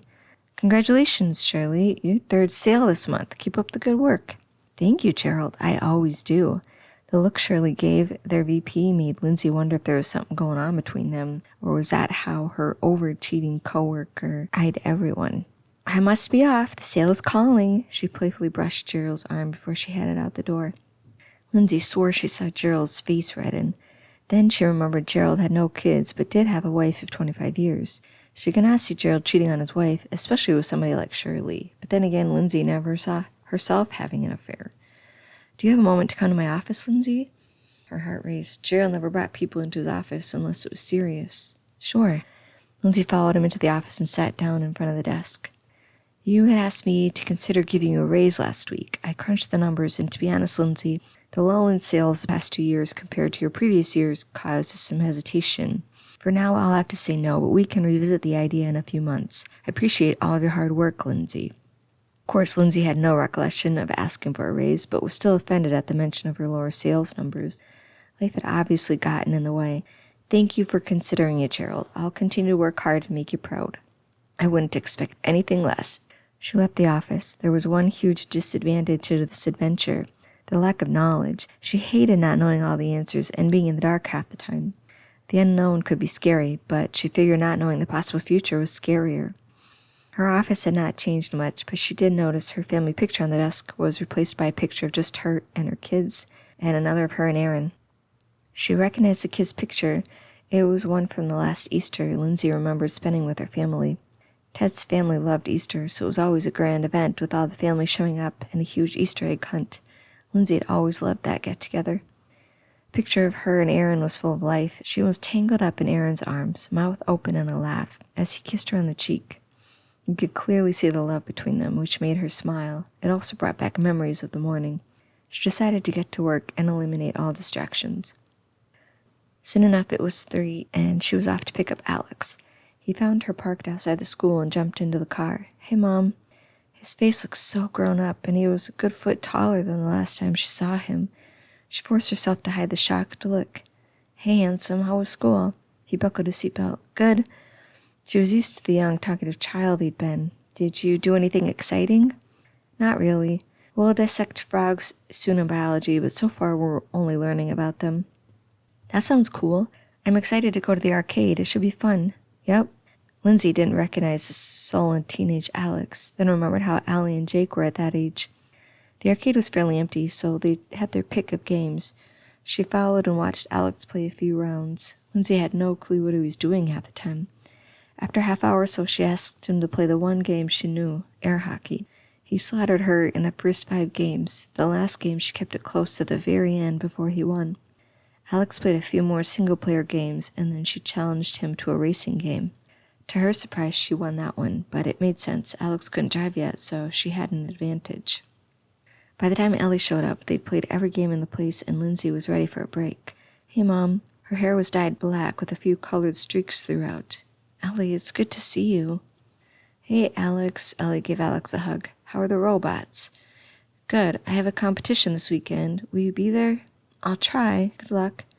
Lindsay had not asked Alex too many questions for fear of looking like a fool, but she felt bad not asking about his robotics. "I'll be there," she blurted out. "I know, Mom. Thanks." Ellie saved her mom. "I'm starving. Let's go eat." The Best Burgers in Town cafe was attached to the arcade. Ellie ordered a cheeseburger. Alex loved the bacon cheeseburger, and Lindsay stuck with her usual deluxe burger. Sharing onion rings and fries had always been the norm in the family, and she was glad to see it didn't change. Alex and Ellie talked about work and school, not really including Lindsay, but she didn't mind. She wanted to know what life was now like. It turned out Ellie was great at sales and climbed her way to manager in the short time she'd worked at the record store. Lindsay saw the joy in her eyes as she spoke up about the job. Her boyfriend Scott was a guitar player in a rock band, played gigs around town and in states nearby. Lindsay wondered if Ellie liked her life. It appeared as though she did, but you never know. They never brought up Jake or asked Lindsay about Aaron. Did they ever wonder about the man she lived with now? Probably not. The anger for her leaving their father wouldn't be an easy thing to forgive. "Can I come listen to Scott's band sometime?" Lindsay asked Ellie. Ellie's jaw dropped. "I'm not sure his music would be anything you'd be into, Mom." "I know, but I want to be supportive and check it out. Who knows, maybe I'll like it." "It's pretty heavy metal. You know that, right?" "It could be fun. Would you mind?" "I guess it'd be fine. He has a gig tomorrow night at a bar called The Rave. You can come with us. He'll start playing around 9. Lindsay beamed. "Sounds great. I'll be there." She thought about asking if Aaron could come along, but didn't want to rock the boat, and tomorrow was not actually happening. Maybe it would never happen. The burgers came, and they dug into the food. For a moment in time, life with her kids felt like it should, but the night ended too soon. "Mom, I can take Alex home. It's on my way." Lindsay didn't want to see them go, but knew they must. "Thanks, Ellie." "Bye, Mom." Alex gave her a quick hug. "Bye, honey. I'll see you again soon. This weekend for sure." "See you, Mom." Ellie waved, and they took off. Lindsay headed back to Aaron's apartment, their apartment. It still seemed odd to think that she lived with him now and not with Ted and Alex. It was empty when she arrived, so she decided to do some checking around. The walls were plastered with pictures Aaron had taken. Some of them were of landscapes or graffiti, but most of them were of her or the two of them. He was a terrific photographer and somehow managed to catch her in a perfect light every time. Looking at the photographs of her was like looking at herself through his eyes, and she was radiant. True love looked good on her. Many of the pictures of the two of them were similar to the one on her desk, wrapped in each other's arms, kissing or laughing, sharing an obvious love. The photographs brought a smile to her face. Lindsay was busy searching the bookshelves when Aaron came home. "Hey, beautiful. How was your day?" "Good. The sale went well, and Alex is doing good. Ellie said I can go listen to Scott's band tomorrow night. You want to go with me?" Aaron's face lit up. "That sounds cool. I'd like to get to know Ellie better and finally hear this band of his." "How was your day?" "The shoot went well. The cloud cover today delivered the perfect lighting, and I got some great shots. I'm eager to see how they turned out. Want to develop them with me?" Sure." Lindsay wondered what he meant, followed him out of the apartment. He headed down the stairs. "I got some great shots of a local hidden waterfall. It was mesmerizing. I need to take you there sometime." They stopped at what looked like a storage room in the basement. What were they doing? Aaron unlocked the door and turned on the light to reveal a fully functioning darkroom. "This is amazing," Lindsay said in awe. "Thanks," Aaron laughed. "You act like you've never seen it before." She stumbled on what to say. "It's still crazy for me to see it every time. The fact that you made this yourself in a basement storage room is ingenious." "Lindsay, are you feeling okay? This was all your idea, remember? You're the ingenious one." He paused to take her in his arms. "I really do owe most of my success to you. I may never have taken the leap to submit my photos if you hadn't pushed me. And now my dream is coming true. I owe you big time." He kissed her with such tenderness. "I think I know one way you can pay me back." She grabbed his backside and pulled him into her. "Oh, do you?" She kissed him hard. Desire swelled inside. Aaron unzipped her skirt and let it fall to the floor, then slipped his hands inside her panties. She groaned at his touch. She needed him now. Lindsay unbuttoned his jeans and pulled them down over his hips. Aaron slid off her underwear and lifted her onto the table. The magic they created together took her breath away. Emotions he brought out in her were insane. No one had ever made her feel such hunger. He brought out the woman in her so easily. "I can't get enough of you. Every time it gets better. You drive me crazy. Don't ever stop." She laughed. "I won't. I need you too much. Now we should probably get to those photos." "Oh, right, the photos." They got to work on the film. She fumbled a few times at the beginning, but caught on quick and was able to be of help. The photographs were magnificent. Lindsay couldn't believe the waterfall even existed because his photos were beyond gorgeous. They showed a beautiful scene that looked like it was from a movie. They got carried away with the photographs, and it was midnight before they headed to bed. Aaron devoured her once more before they drifted off to sleep.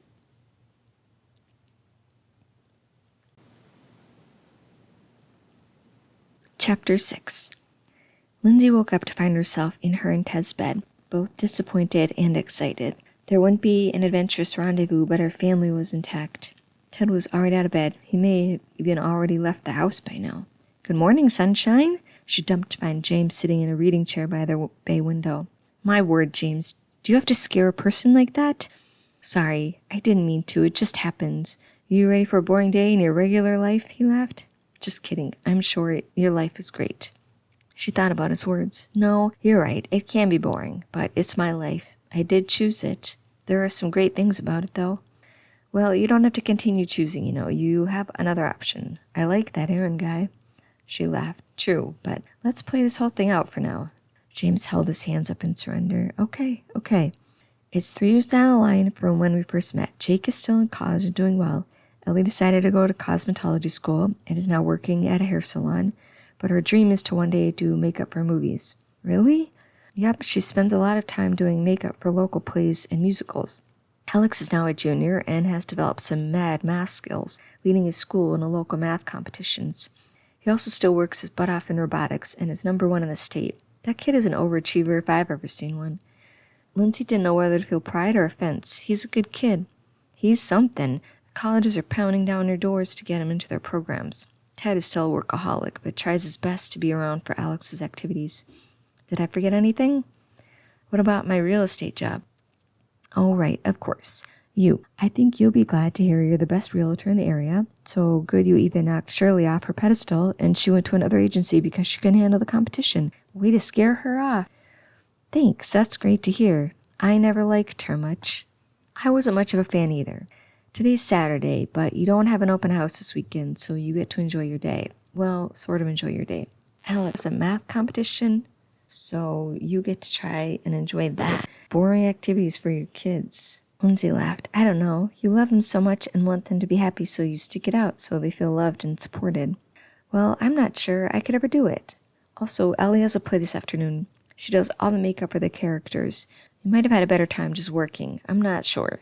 Try to have fun, though. I got a motor. Then, without waiting for a response, he poofed out of existence. Did he ever actually exist, she wondered, or was he some sort of an illusion? Lindsay took a shower and got ready. The house was quiet, except for the clanks of her making coffee. She went to Ted's home office, but found it empty. He must be at work. No shocker there. He worked most Saturdays for at least part of the day. On her way back to the kitchen, she ran into Alex. Good morning. Hey, Mom. You ready for your big math competition? Yeah, should be okay. There'll be a lot of schools there. It may be a tough one.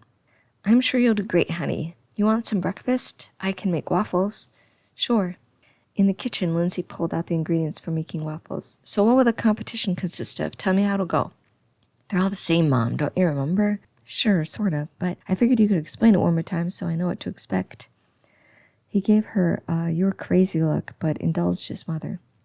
Are you going to come with me to your sister's play this afternoon? He gave her another look. Of course, Mom. I told you yesterday. Oh, right. I forgot. Work's been super busy, so I'm forgetful lately. She tried to change the subject. I'm excited to see the makeup Ellie does on the characters. Yeah, she does a great job. I think she could really make it as a movie makeup artist. Lindsay wanted to hug him. He was so cute, but instead she just nodded. I agree. You ready to eat? Alex scarfed everything down on his plate. It still amazed her how much food a teenage boy could pack into his stomach. Thanks, Mom. I'm going to take a shower and get ready. Am I taking the car or are you giving me a ride? Lindsay almost choked on her coffee. Her little boy was driving. Holy crap. I think I'll give you a ride. I need to run some errands before I head to your competition. Do you know if Dad's coming? A somber look spread across his face. I never asked him, mostly because I figured he would just say no anyway. Okay, get ready and we'll head out. Lindsay hated that Ted missed so many of the kids' activities. Alex was ready to flash. She dropped him off and realized she had no real errands to run, so she decided to grab another coffee. Absent-mindedly, she drove herself to the nearest coffee shop. As she entered, her mind replayed the memory of running into Aaron a few days ago. Somehow, she ended up at the same place. Had her mind brought her here on purpose? Did she want to run into him again? Part of her wanted to turn around and run. The other part could not help, but hoped to catch a glimpse of his handsome face. She ordered her coffee and left without any sign of Aaron. She headed back to the school to cheer on Alex and figured the place would be empty, but quite a few parents were waiting there for it to start. Watching the whole event bored her to tears, but watching him blow the other competitors out of the water filled her with pride. Great job, Alex. You were awesome. Thanks, Mom. I had fun, but I was still nervous. I'm so proud of you. She wondered if he tolerated her hugs anymore. Jake never did at his age, so she settled for ruffling his hair. Ready to eat before you check out your sister's play? Sure. They found a taco place nearby that claimed to have the best tacos in town. After eating, Lindsay and Alex agreed that it might be true. They definitely had been the best tacos Lindsay had ever eaten. Alex rehashed the day's events during the meal. Differences between the future Alex in this path versus Alex in the other path were quite striking. Today, Alex appeared happier and full of life. Yesterday, he had a bleak appearance about him. It disheartened her to know that her complete happiness would also severely affect her children's futures. She wondered if leaving Ted for Aaron meant her kids would forever be negatively affected. They arrived at the auditorium with 15 minutes to spare. Alex found seats in the middle, close to the front. Soon enough, the lights went out and the curtains opened to start the show. The play was unknown to Lindsay, but it contained animals, talking trees, and other living characters of a different nature. The kids put on a great show and the makeup was outstanding. Ellie created masterpieces on each child's face, adding to the illusion of the costumes. Lindsay recalled giving Ellie a hard time about needing to always wear or retouch her makeup, but never knew what talent she possessed. Alex was right. She belonged in movies, creating works of art for the TV screen. They found Ellie when the play ended. Those kids looked amazing, Ellie. Terrific job. Lindsay gave Ellie a hug without thinking, and to her surprise, Ellie hugged her back. Thanks, Mom. I loved creating all those different faces. It really challenged my skills, but they turned out pretty well. Pretty well? They looked so real. You nailed it. Yeah, sis, that play was good, but your makeup created an illusion that brought it to a whole new level. Well done. Thanks, Dork. You sound just like Dad. Ellie was right about that. If Lindsay hadn't seen Alex speak those words, she would have sworn it was Ted next to her. You want to come to the house for dinner, Ellie? I would, but Sam, the director, is taking me out to dinner. Ellie blushed a little. Okay, next time then. Thanks for coming, guys. I appreciate it. I should go help clean up now. She waved and headed backstage. Mom, do you mind if I skip out on dinner also? A few of the guys want to get pizza and check out the new Terminator movie. I was also hoping to take the car. He gave her a hopeful look. Sure, but can I get a ride home now? She choked. Funny, Mom. Of course I'll take you home. The drive home didn't frighten Lindsay as she thought it would. Alex's driving was safer than Jake's had ever been, so she felt safe letting him leave with her car. Now what should she do? Taking a walk crossed her mind. Then she remembered what happened the last time she took a walk to the trail. She changed her mind. Tonight she would relax in a tub with a full glass of wine. She poured a glass and submerged into the hot bubbles. The water bathed her skin, waking all of her senses. Without thinking, her mind wandered to Aaron and the memory of her shower escapade. The flashback made her skin tingle. Desire washed over her entire body. Lindsay moved her hand between her legs. She closed her eyes and sank deeper into the water. She couldn't stop the pictures of Aaron from floating into her mind. She didn't want to. "Lindsay?" She jumped at the sound of Ted from the bedroom. "I'm in here." Ted walked into the room. "Oh, sorry. I didn't mean to interrupt your bath. The house is so quiet. I wondered if anyone was home." "It's okay. You want to join me?" They had not enjoyed a tryst in the tub for years. I'm not sure. It was a long day." "That's exactly the reason why you should join me. It'll help you relax." She motioned with her finger for him to come to her. Ted shuffled uncomfortably from one foot to another. "What if Alex comes home?" "Ted," Lindsay sighed, "you worry too much. This is our bathroom. It's been forever since the kid just barged in. Plus, Alex left for a night out with his friends. He won't be back home for hours. Come join me." Ted gave her a shy look, then a slight shrug, and peeled off his suit. His body used to be chiseled, but he gained weight the past few years. His chest had just the right amount of hair and was broader at the top. He'd always been an attractive man. Lindsay had always known that a desk job would have a negative effect on his physique, but felt she had no room to talk. Her body was not perfect, especially after having 3 kids. Ted got into the tub across from her. "It's still hot. I haven't been in here very long. Want some wine?" He took a sip from her glass. "I'm not out of bath in forever." "I know. I was trying to remember the last time we shared the tub. It's been too long." "True." He took another sip and handed her the glass. Lindsay drank the rest and set the glass on the floor. She searched with her hands for his legs. It's been too long for many things. She worked her hands up his legs, then climbed on top of him. Ted moaned as he entered her. He grabbed her hips. Lindsay wrapped her arms around his neck. She slashed up and down in the water. "Oh, Ted, that feels good." She heard Ted grunt, and then too soon he was done. She kissed him, not wanting him to see disappointment all over her face. Neither one said anything for a minute. Then she climbed off and turned around to lean against him, hoping for more intimacy. Ted rubbed her arms, then wrapped his arms around her and kissed her neck. "I love you, Lindsay." "I love you too." He held her close, then let his hands relax on her thighs. Lindsay was still on fire. Tentatively, she grabbed his hand and slid it into her opening, pushing his finger against her mound. Ted rubbed her gently. In need of release, she rocked into his hand, slowly at first, then faster.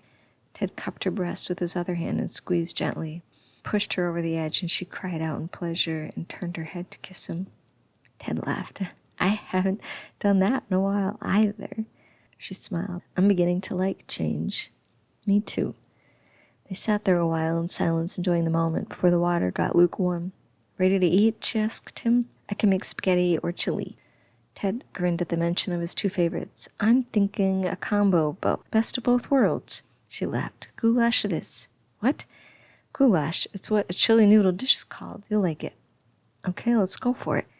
Ted usually worked in his office as she cooked, but today he poured himself a rum and coke and sat on the island to keep her company. She told him about the math competition, then gushed about how Ellie's makeup for the day had turned out. Pride was beaming from his face as he heard about their accomplishments. "You have some great kids, Lindsay." "You're right, we do. How was your day?"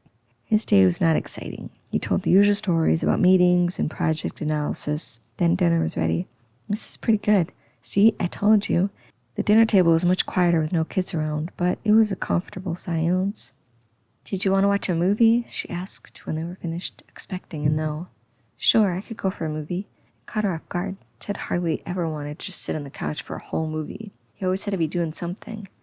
"Okay, do you want to see the last Star Wars movie? I'm not sure you ever saw that one." "You're right, sounds good."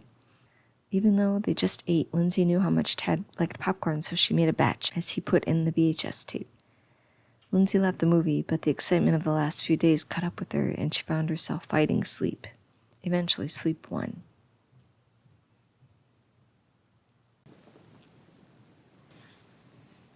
Chapter 7.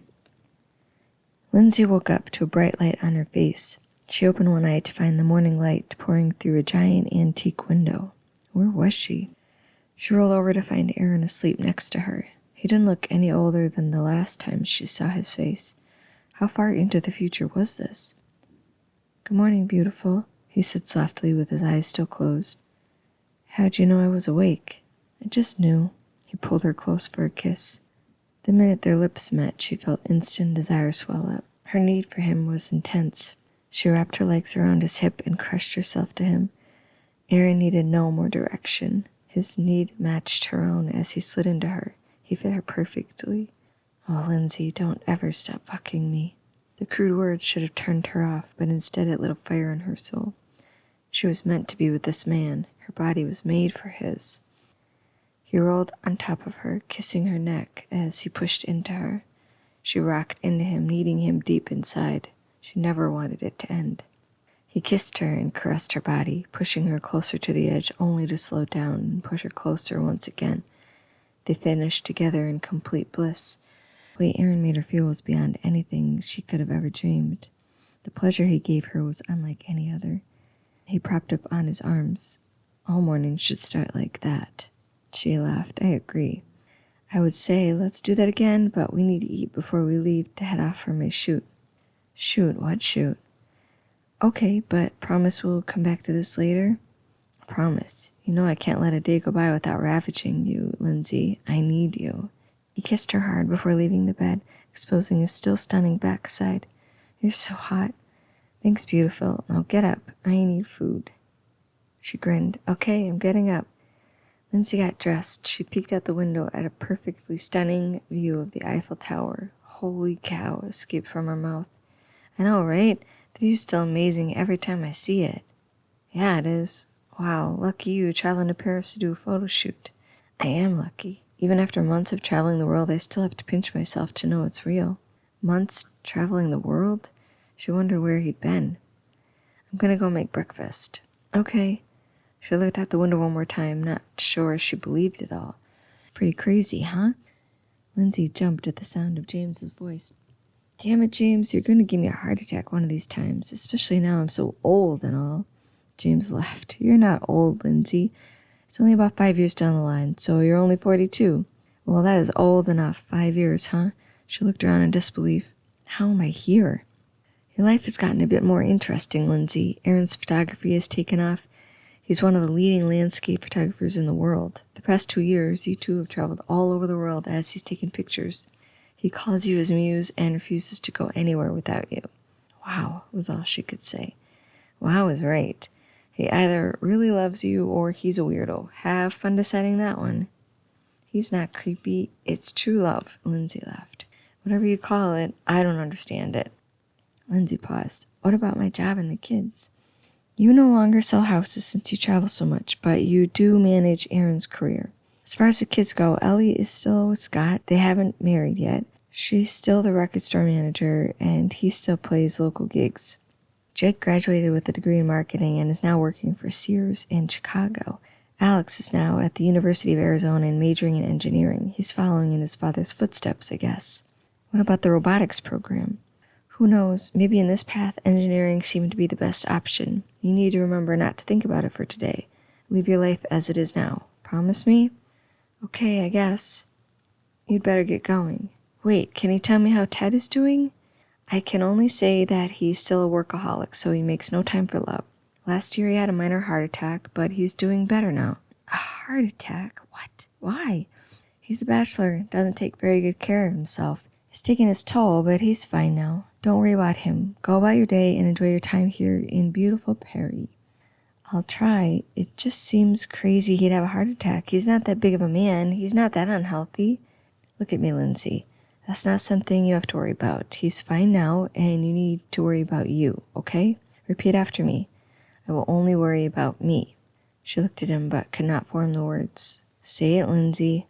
I will only worry about me. Good. Now go out there and have fun with your day. She looked at the door to the suite's living room, then back at James. He was already gone. James was right. She had to push the thoughts about Ted out of her mind and enjoy her day. Today she was in Paris for goodness sake. She got dressed and went to find Aaron. The living room was a beautiful Victorian-style suite full of old-world charm but packed with new amenities such as a huge TV and brand-new appliances. Aaron's face lit up as she walked in the room. I toasted you a bagel and made an espresso. I love this machine. We need one. I can make any kind of coffee I want. It's awesome. She loved his enthusiasm. His zest for life was contagious. Thanks. I'm excited for this day. You should be, he winked. We get to see the best of Paris. All because of your amazing photography and your support and belief in me. I couldn't do this without you, Lindsay. Of course you could. You're a genius with the camera. Yeah, but no one believes in me like you do. No one inspires me like you. He pulled her close and kissed her deep. Let's eat quick and get a move on. They had an amazing schedule set for each day. First, they would visit Montmartre. Then they'd see the famous Arch of Triumph. The sight Aaron was most excited to see was Notre Dame Cathedral, and the final stop of the day would be the Eiffel Tower before they would head off to Aaron's award dinner. It made Lindsay's heart race to think about her role for the day. She didn't want to mess up or look clueless, but checking out the famous tourist spots sounded amazing. Montmartre was a magnificent sight. Pictures she'd seen did not do it justice. The Basilica of the Sacred Heart dominated the hill, and it was gorgeous in its perfect white glory. Seeing Aaron in action was quite a sight all by itself. He was magical to watch as he shot the scene from one angle and then the next to get use of the best natural light. Then in the middle of it all, he'd pull her in for a kiss or catch her in a shot. When he finished the shoot, he set up the camera timer to get a picture of the two of them in front of the Basilica. The next stop was the Arch of Triumph. Its structure was enormous and felt like the center of the whole town. Lindsay found it hard to believe it was a building since it looked like a support beam for a bridge. Perfectly detailed sculptures on each side of the beams were mesmerizing. Though the scene was completely different, the routine was the same. Aaron taking pictures as Lindsay helped by handing him different cameras or other extras. She was enthralled with the concentration on his face. He'd always been a great therapist, but the intensity he took with his work put the rest to shame. They finished up with a picture together, then headed off to lunch before their third stop. They found a cute corner cafe. Lindsay didn't know French, so she was glad to see the menu in English also. She decided on a truffle salad, and Aaron ordered the moles marinaires, along with French bread and a cheese platter to share with 2 glasses of wine. Lindsay loved his adventurous side. Ted would never order wine for lunch. Too early in the day. Life would never be boring with Aaron. She needed adventure in her life, but thoughts of her kids entered her mind, and she felt a little selfish for even wanting something different. After lunch, they took a taxi to Notre Dame Cathedral. Lindsay was not one for churches, but this was worth the trip. Aaron had a way of finding unique positions to take the picture. None of them were how she would have approached the scene. No wonder he was the sought-after photographer. The Eiffel Tower had been a beautiful sight from her bedroom window, but close up and in the lighting of the sunset, it was breathtaking. Wow. Right? This is one spectacular sight. Let's get a picture of us. Aaron set up the camera and pulled her close. At this sight, Aaron was a machine, running all over the place trying to get the perfect shot before the sun went down completely. He would ask Lindsay for this lens or another piece of equipment once in a while, but most of the time he quietly went about his work. Aaron finished up an hour later. You ready for this dinner? He asked Lindsay. Should be fun. How about you? You ready? I've never been one for fancy dinners or rubbing elbows with people, but it must be done, so I guess. She laughed. It won't be so bad. He frowned. It might be. Back at their hotel, Aaron suggested they shower together to save time. Lindsay needed no prodding to get naked with Aaron. In the end, it didn't save time, but it was better than showering alone. Maybe we should just order room service and spend the rest of the night in bed, he said. As tempting as that is, we need to go. You said it yourself. I know. Who knows? It might be fun. You might leave with an award. I don't care about those. Lindsay laughed. You amaze me, Aaron. I just spent the whole day watching probably one of the greatest photographers around, and you still keep your humility. He smiled. Fine, I'll go, but first... He kissed her hard and ran his hand under her shirt. She melted into him for a minute before pulling back. We have to go. Fine. They took a taxi to the conference and arrived at the end of social hour. Aaron ordered them drinks, and they took their seats. At first, the table was empty except for them. Soon a well-dressed couple came to sit. Hello, Aaron. It's great to see you. The woman gave him a huge hug, then kissed his cheek. Lindsay wondered if this was the woman's usual greetings or if this was all for Aaron. Her husband, oblivious to everything around him, just took a sip from his drink as he looked around the room. You look handsome tonight. She stepped back a little, but still kept hold of Aaron's forearms. Aaron shifted uncomfortably. Thanks, Sharon.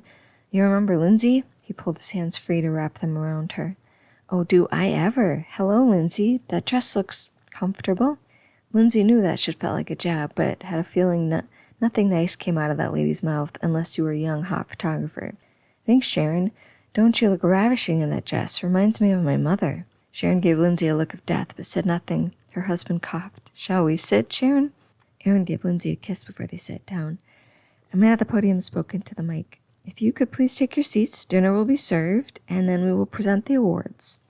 A couple of male partners appeared at their table just as the food arrived. They introduced themselves as Eric and Dennis. The couple worked together in covered fashion. Eric kissed her hand. I absolutely love your dress. The color matches your eyes. Her cheeks felt hot. Thank you. That's very nice of you to say. Eric smiled. I'm envious of women in dresses. Sometimes I wish I could wear a dress and high heels, but I don't have the legs for them. Dennis slapped Eric playfully. Oh, you do too. The problem is finding shoes to fit your giant feet.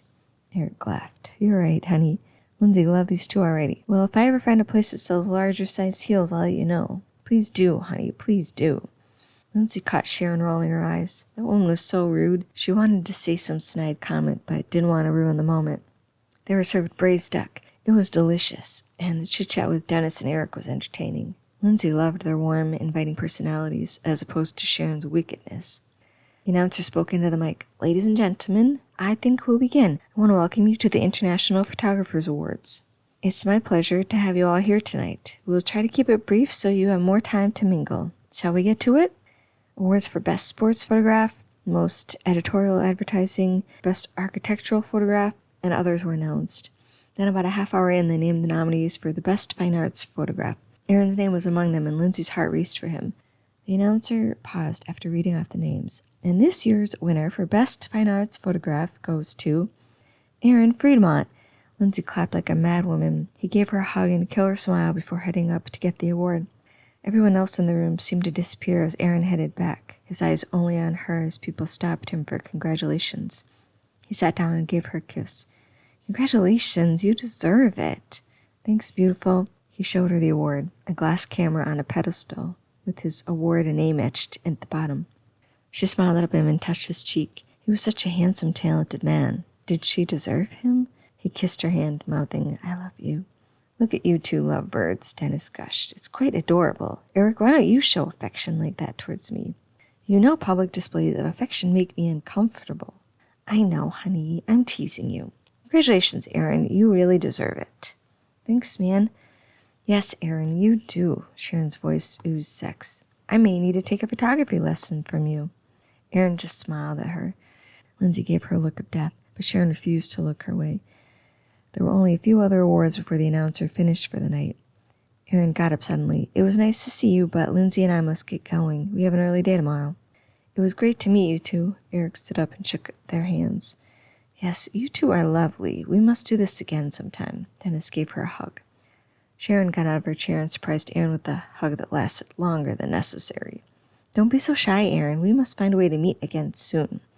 Lindsay had seen enough from this woman and was angry, but didn't want to cause a scene. She slid under Aaron's arm and kissed his cheek. We must get going, honey. Night, Sharon. Aaron seized the chance and pulled her out the door. Thanks, beautiful. That woman is insufferable. She really got on my nerves, and her husband is off in his own world, oblivious to her antics. I'm not sure if he's oblivious or just used to it. Aaron laughed. Poor man. I do like Eric and Dennis. I do too. They're a great couple of guys. Dennis is right. We're a pretty adorable couple. You make us adorable. You and the handsome grin of yours. He kissed her cheek. We make us adorable. Let's go. They made it back to the hotel in no time. They were barely in their door when Aaron picked her up to carry her to the bedroom. I need to get you out of that sexy dress. Her body reacted to his. You can do whatever you want with me, Aaron. He laid her on the bed. Aaron treated her to a little striptease. No dancing, just keeping eye contact with her as he removed each article of clothing, piece by piece. To Lindsay, it felt like an eternity as every inch of his skin eventually became exposed. Hot, toned, muscular skin, all hers, and she wanted him. Take me, Aaron, now. He grinned and climbed onto the bed. She reached for him, but he pushed her hands away. Tonight, I'm going to please you to no end. Then he took his time helping her out of the dress, touching her softly with his fingertips all over her body. Her skin was on fire, needing him, but forced to wait. He finally climbed onto her and filled her with ecstasy. They were not going to get any sleep tonight.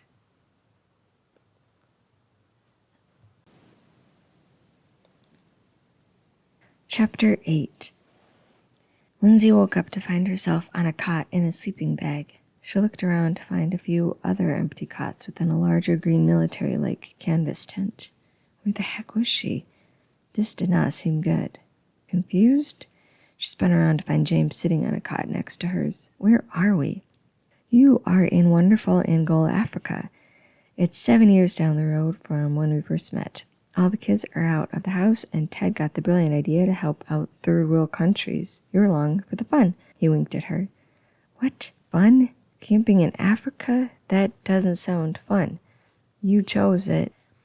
What is Ted thinking? What can we do here?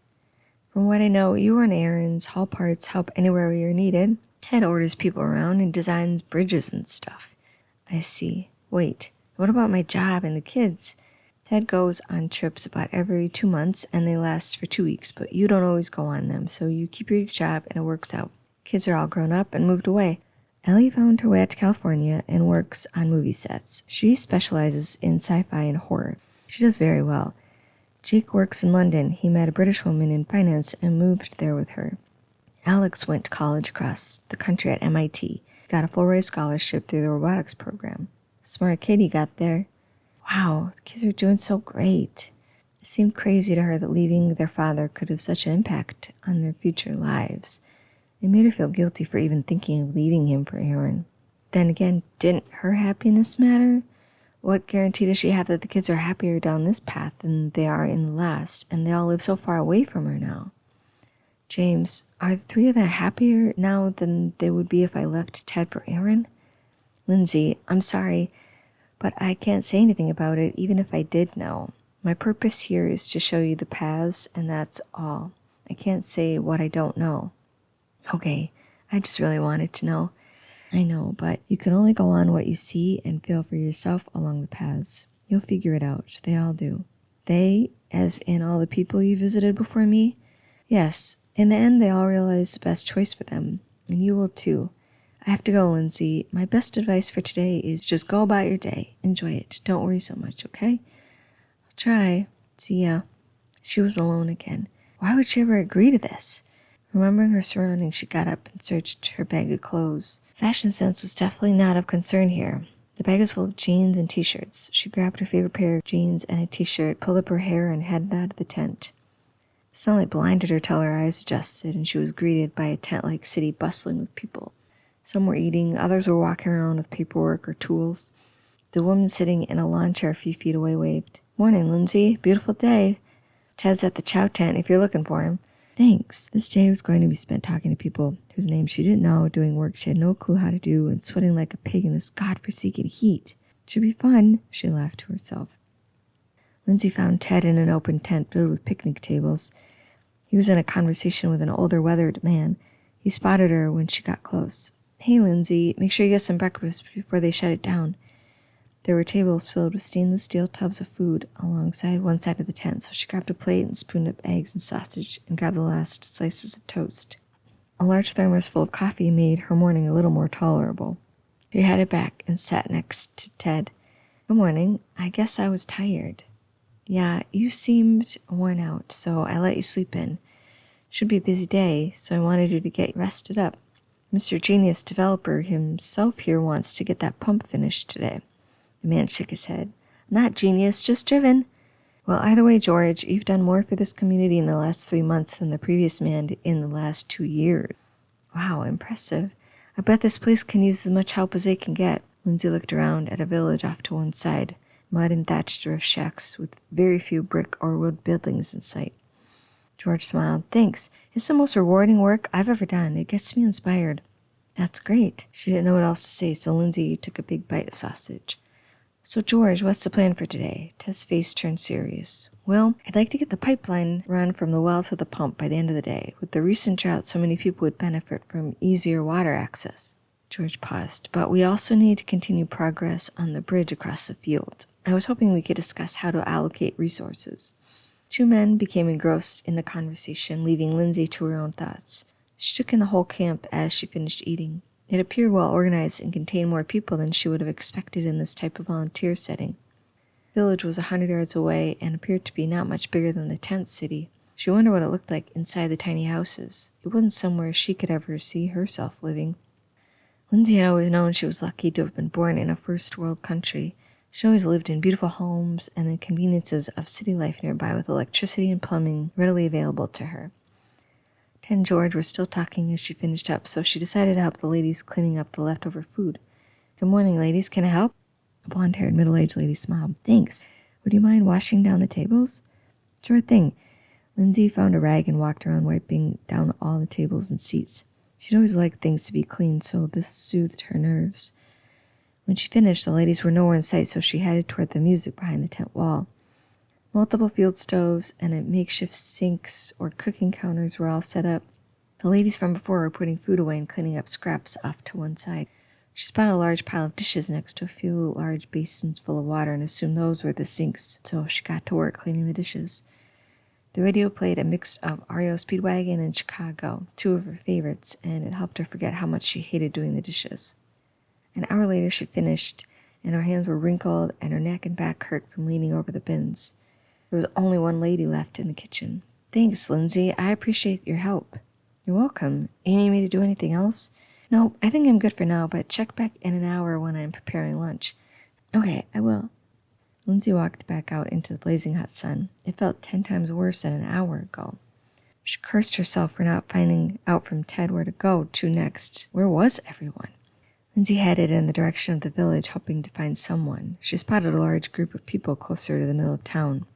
There she found a few people she recognized from earlier. As she approached, she spotted Ted and George near an old well talking to a few other people.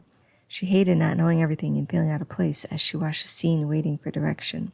"Lindsay," she turned to find a younger man holding a toolbox in one hand. "Will you help me out?" he asked. Though she didn't know what help entailed or who he was, but he knew her and she did want to be of help today. "Thanks." He took off, so she followed. "Hey, Lindsay." "Morning, Calvin," a lady waved as they passed what looked like a first aid tent. "Morning, Stacy," Calvin replied. At least now she would not have asked his name, she thought. She waved back. "Good morning." Calvin brought her to a small backhoe-looking piece of equipment. "This thing just stopped working, so we need to figure out what's wrong. I'll need you to hand me tools and hold wires or other parts for me." "Sounds good. I'm here to help." She spent the next hour learning about Calvin and finding out more about the whole project in general.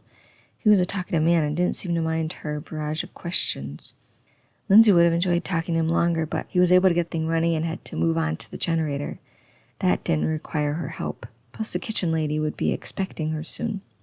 The woman was busy cutting up vegetables when she arrived. "What do you want me to do?" The lady smiled. "I'm glad you're here. Would you mind cutting up the bread? We're going to build your own sandwich lunch today since it's been a hot one." "It is hot out there in the sun. At least the fans in here make it tolerable." "They sure do, especially when I'm trying to bake the bread." "You make it yourself? Wow." The lady laughed. "Is that such a surprise? There are no grocery stores out here." She winked at Lindsay. "I try to bake the bread right before bed. It gets cold when the sun goes down, so keeps it a little warmer in here at night. In my old age, the cold is worse than the heat." "Smart lady you are. I'll get to cutting. Tell me a bit about your life."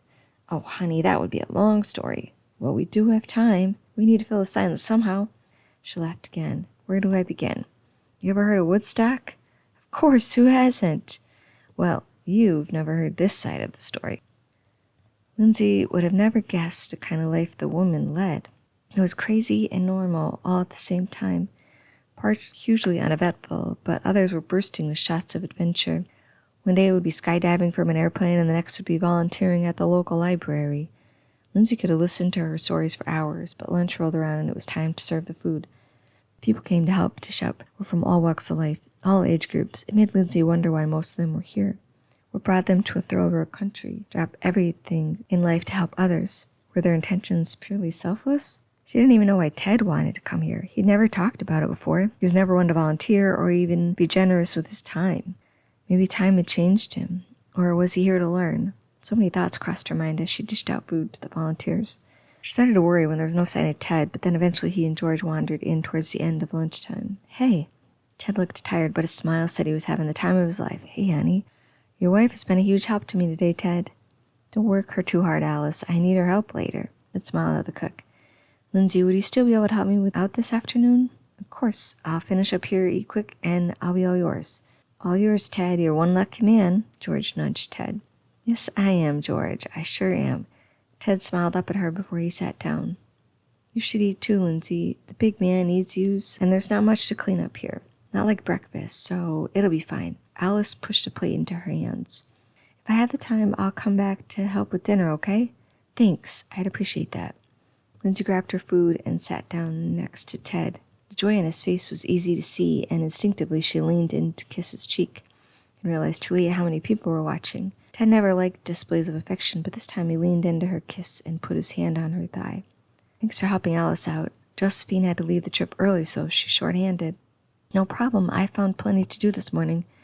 George spoke up. You'll be even busier this afternoon, baking in the hot sun. He grinned her way. Gotta love the heat here. Ted laughed, then turned to Lindsay. We're done digging out the area around the well, and right after lunch, we'll do the hardest part, attaching the pump to the well. It'll need to be quick, so we don't have a flood. They discussed the plan for the afternoon. It sounded difficult, and she didn't want to mess it up. As they headed outside, the sun beat down, and it felt 10 degrees hotter than 2 hours ago. Lindsay felt suffocated. The activity around the pump had intensified. People surrounded the hole, prepared for the connection. There were pipes and tools scattered all around the hole and well. She peered down to find a narrow opening, barely big enough to hold 2 people. Now she understood why Ted asked her to help and not somebody more experienced. They spent hours in a tiny space working to connect the pump to the well, and Ted had always needed his personal space. This place did not allow for much of that. Ready to work? He asked her in a grin. I guess, let's do it. Ted climbed in and helped her down. They were compacted together, just enough room to work. Soon Ted was calling out orders, and people were handing tools and parts or water down to get the job done. It ended up taking 2 hours. She was thankful for the rotation of people who held up the tarp to keep out much of the sun's rays. By the end of the whole endeavor, she was still exhausted from the heat and the lack of airflow in the cramped hole. They climbed out, and George handed Ted a bucket. Do the honors, Mr. Plumber. Are you sure? This was all your idea. I'm just your guinea pig. It was my idea, but your plan. Go ahead. Thanks. Ted grabbed the bucket and went to work on the pump. The crowd gathered around to watch. At first nothing happened, but after quite a few pumps, the water spurted out of the spout. Ted kept pumping the handle and a stream of water poured out. The crowd erupted with cheers and hugs. Ted wrapped Lindsay in a hug. We did it! Joy written all over his face. Great job, honey. George grabbed Ted's shoulder. Awesome job, Ted. You helped this village out more than you could ever imagine. We did it. We all did it. More congratulations went around, and then the crowd started to die down. Most people went to tell the villagers about the pump. It had been ages since Lindsay had seen Ted so happy. Africa may not agree with her, but it sure loved him. She decided to let Ted enjoy his praise and go see if Alice needed help in the kitchen. Lindsay, so good to see you again, my little helper. How'd it go out there? Great. We got the pump working, so that's amazing. That's so wonderful. I've heard the village women talk about the difficulties in getting water from the well at times. It'll help them out tremendously. Do you need help in here? Sure do. Mashed potatoes are on the menu today, so I could use help washing and peeling them if you don't mind. Sounds good. You may regret saying yes before you're done. Lindsay laughed. Hey, Alice, would you mind telling me what you know about the village? I probably don't know much more than you. I like to listen to your stories, though. Okay, then, where to start? The bridge that allowed access to the fields across the gorge was falling apart, so George asked Ted to get involved. He could provide a more stable, sustainable bridge. Villagers were thankful for the help. The group consisted of all volunteers who spent their own time and money to get here. It took Lindsay a lifetime to peel all the potatoes, but eventually she was done, only to be told to cut chicken next. One young man and an older lady came in closer to dinner to help cook and prepare the meal for serving. The extra hands were nice, and the 4 managed to get it ready in time. Lindsay saw the wear and tear of the day on each volunteer's face as they walked through the line. George and Ted were the last to eat once again. Hey, Lindsay, great work out there today. You and Ted made a huge difference to the village, and I thank you. It was my pleasure. I was glad to help. Are you hungry? Starving. It looks great. The meal was delicious once again. Ted and George discussed the day's work and the next steps left to finish the bridge. They had 1 week left to get the job done before they had to pack up the whole tent city and leave. Ted seemed excited at the idea of finishing the project and moving on to the next one with George. Lindsay could not imagine spending another week here or working on a similar project somewhere else. This day had dragged on forever, and the conditions were less than desirable. Was she even capable of supporting Ted in this dream of helping develop countries around the world? She didn't know if she could do it. Lindsay, we're going to survey the work done on the bridge and then be back. Maybe you can go relax in the tent. You worked hard today. Okay, I'll probably help out Alice first. See you later. Cleanup took longer than breakfast, even with a few extra hands. Lindsay said goodbye to Alice before she headed to the tent. What should she do now? The tent was empty when she entered. She needed a shower and a drink, much more than any other time in her life. The cot was not the most inviting sight. She was never getting to sleep in that thing. How many people did they share the tent with? She missed her bedroom. Don't think too much, Lindsay. She spun around to find James. Oh, I'm so happy to see you, James. Well, that may be a first. Tell me more about how great it is to see me. He sat down and rested his head in his hands, waiting for more. Ha. Seeing you means I get to leave this hellhole of a place. What do you mean? Aren't you going to miss the sun and sand? It's just one big beach out there. He half grinned at her. It's not a beach at all, more like Death Valley, and I'm sure I will not miss it. So I'm so ready to go. You're right. Sand and beaches usually have hot chicks in bikinis, and I have not found a single one here. Let's get out of here quick. She laughed as he grabbed her hand, and they were gone.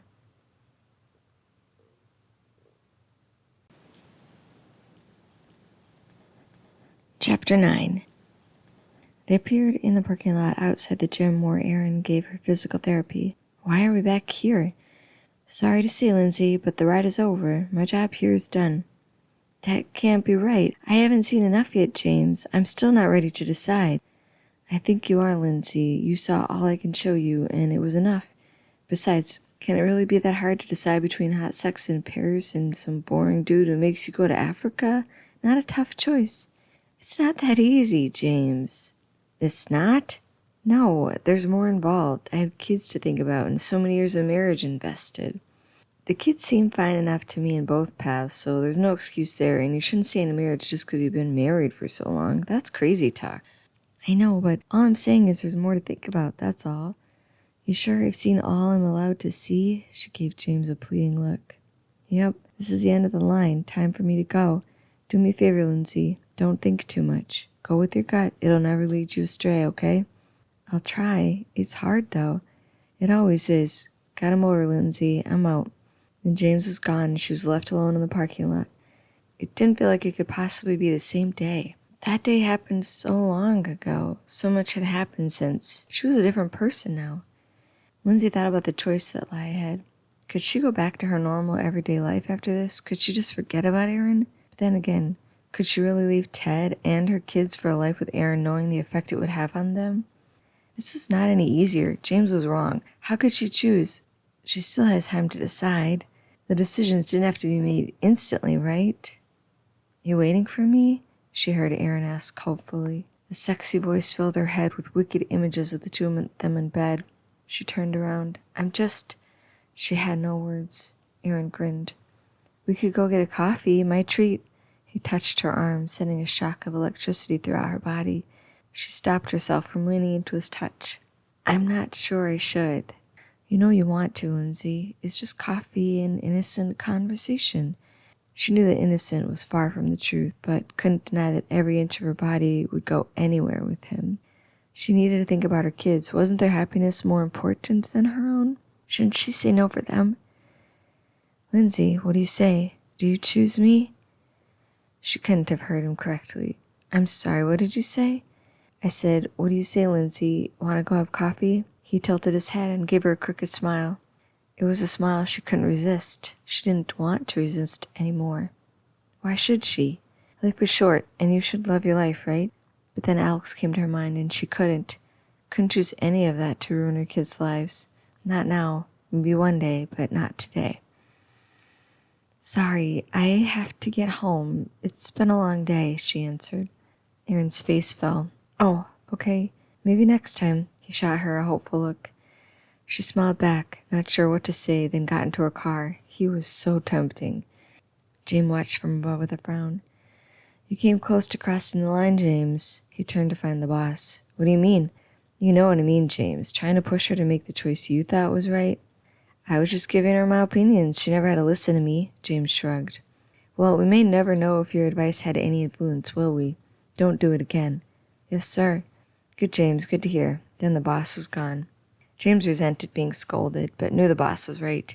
He had to take these assignments less personally and leave his opinion out of it. But how could he, when he had no choice of his own anymore? It didn't seem fair, yet he knew this was what he deserved. Shit, he got himself into this, and now he was stuck. James had no more time to dwell on it. His nexus time was coming to him. An image of a large-built young man leaving an office job, wondering if he should ask a coworker out or not. This should be interesting. And James was gone. Epilogue. Lindsay looked out the window of her kitchen as she made breakfast for Alex, getting ready for a robotics competition. The decision was hard, but she thought she made the right choice. She had a long talk with Ted that fateful day, and some things in their lives changed. He decided to work a little less and spend more time with them. She made more of an effort to ask him for the things she needed, and together they were working on spicing up their sex life. It was nothing even close to what she felt with Aaron, but it was much better than before. Her training with Aaron stopped, and slowly the desire to be with him was leaving her mind. She would always wonder about that path, but knows for now this one was the best choice for her. The end.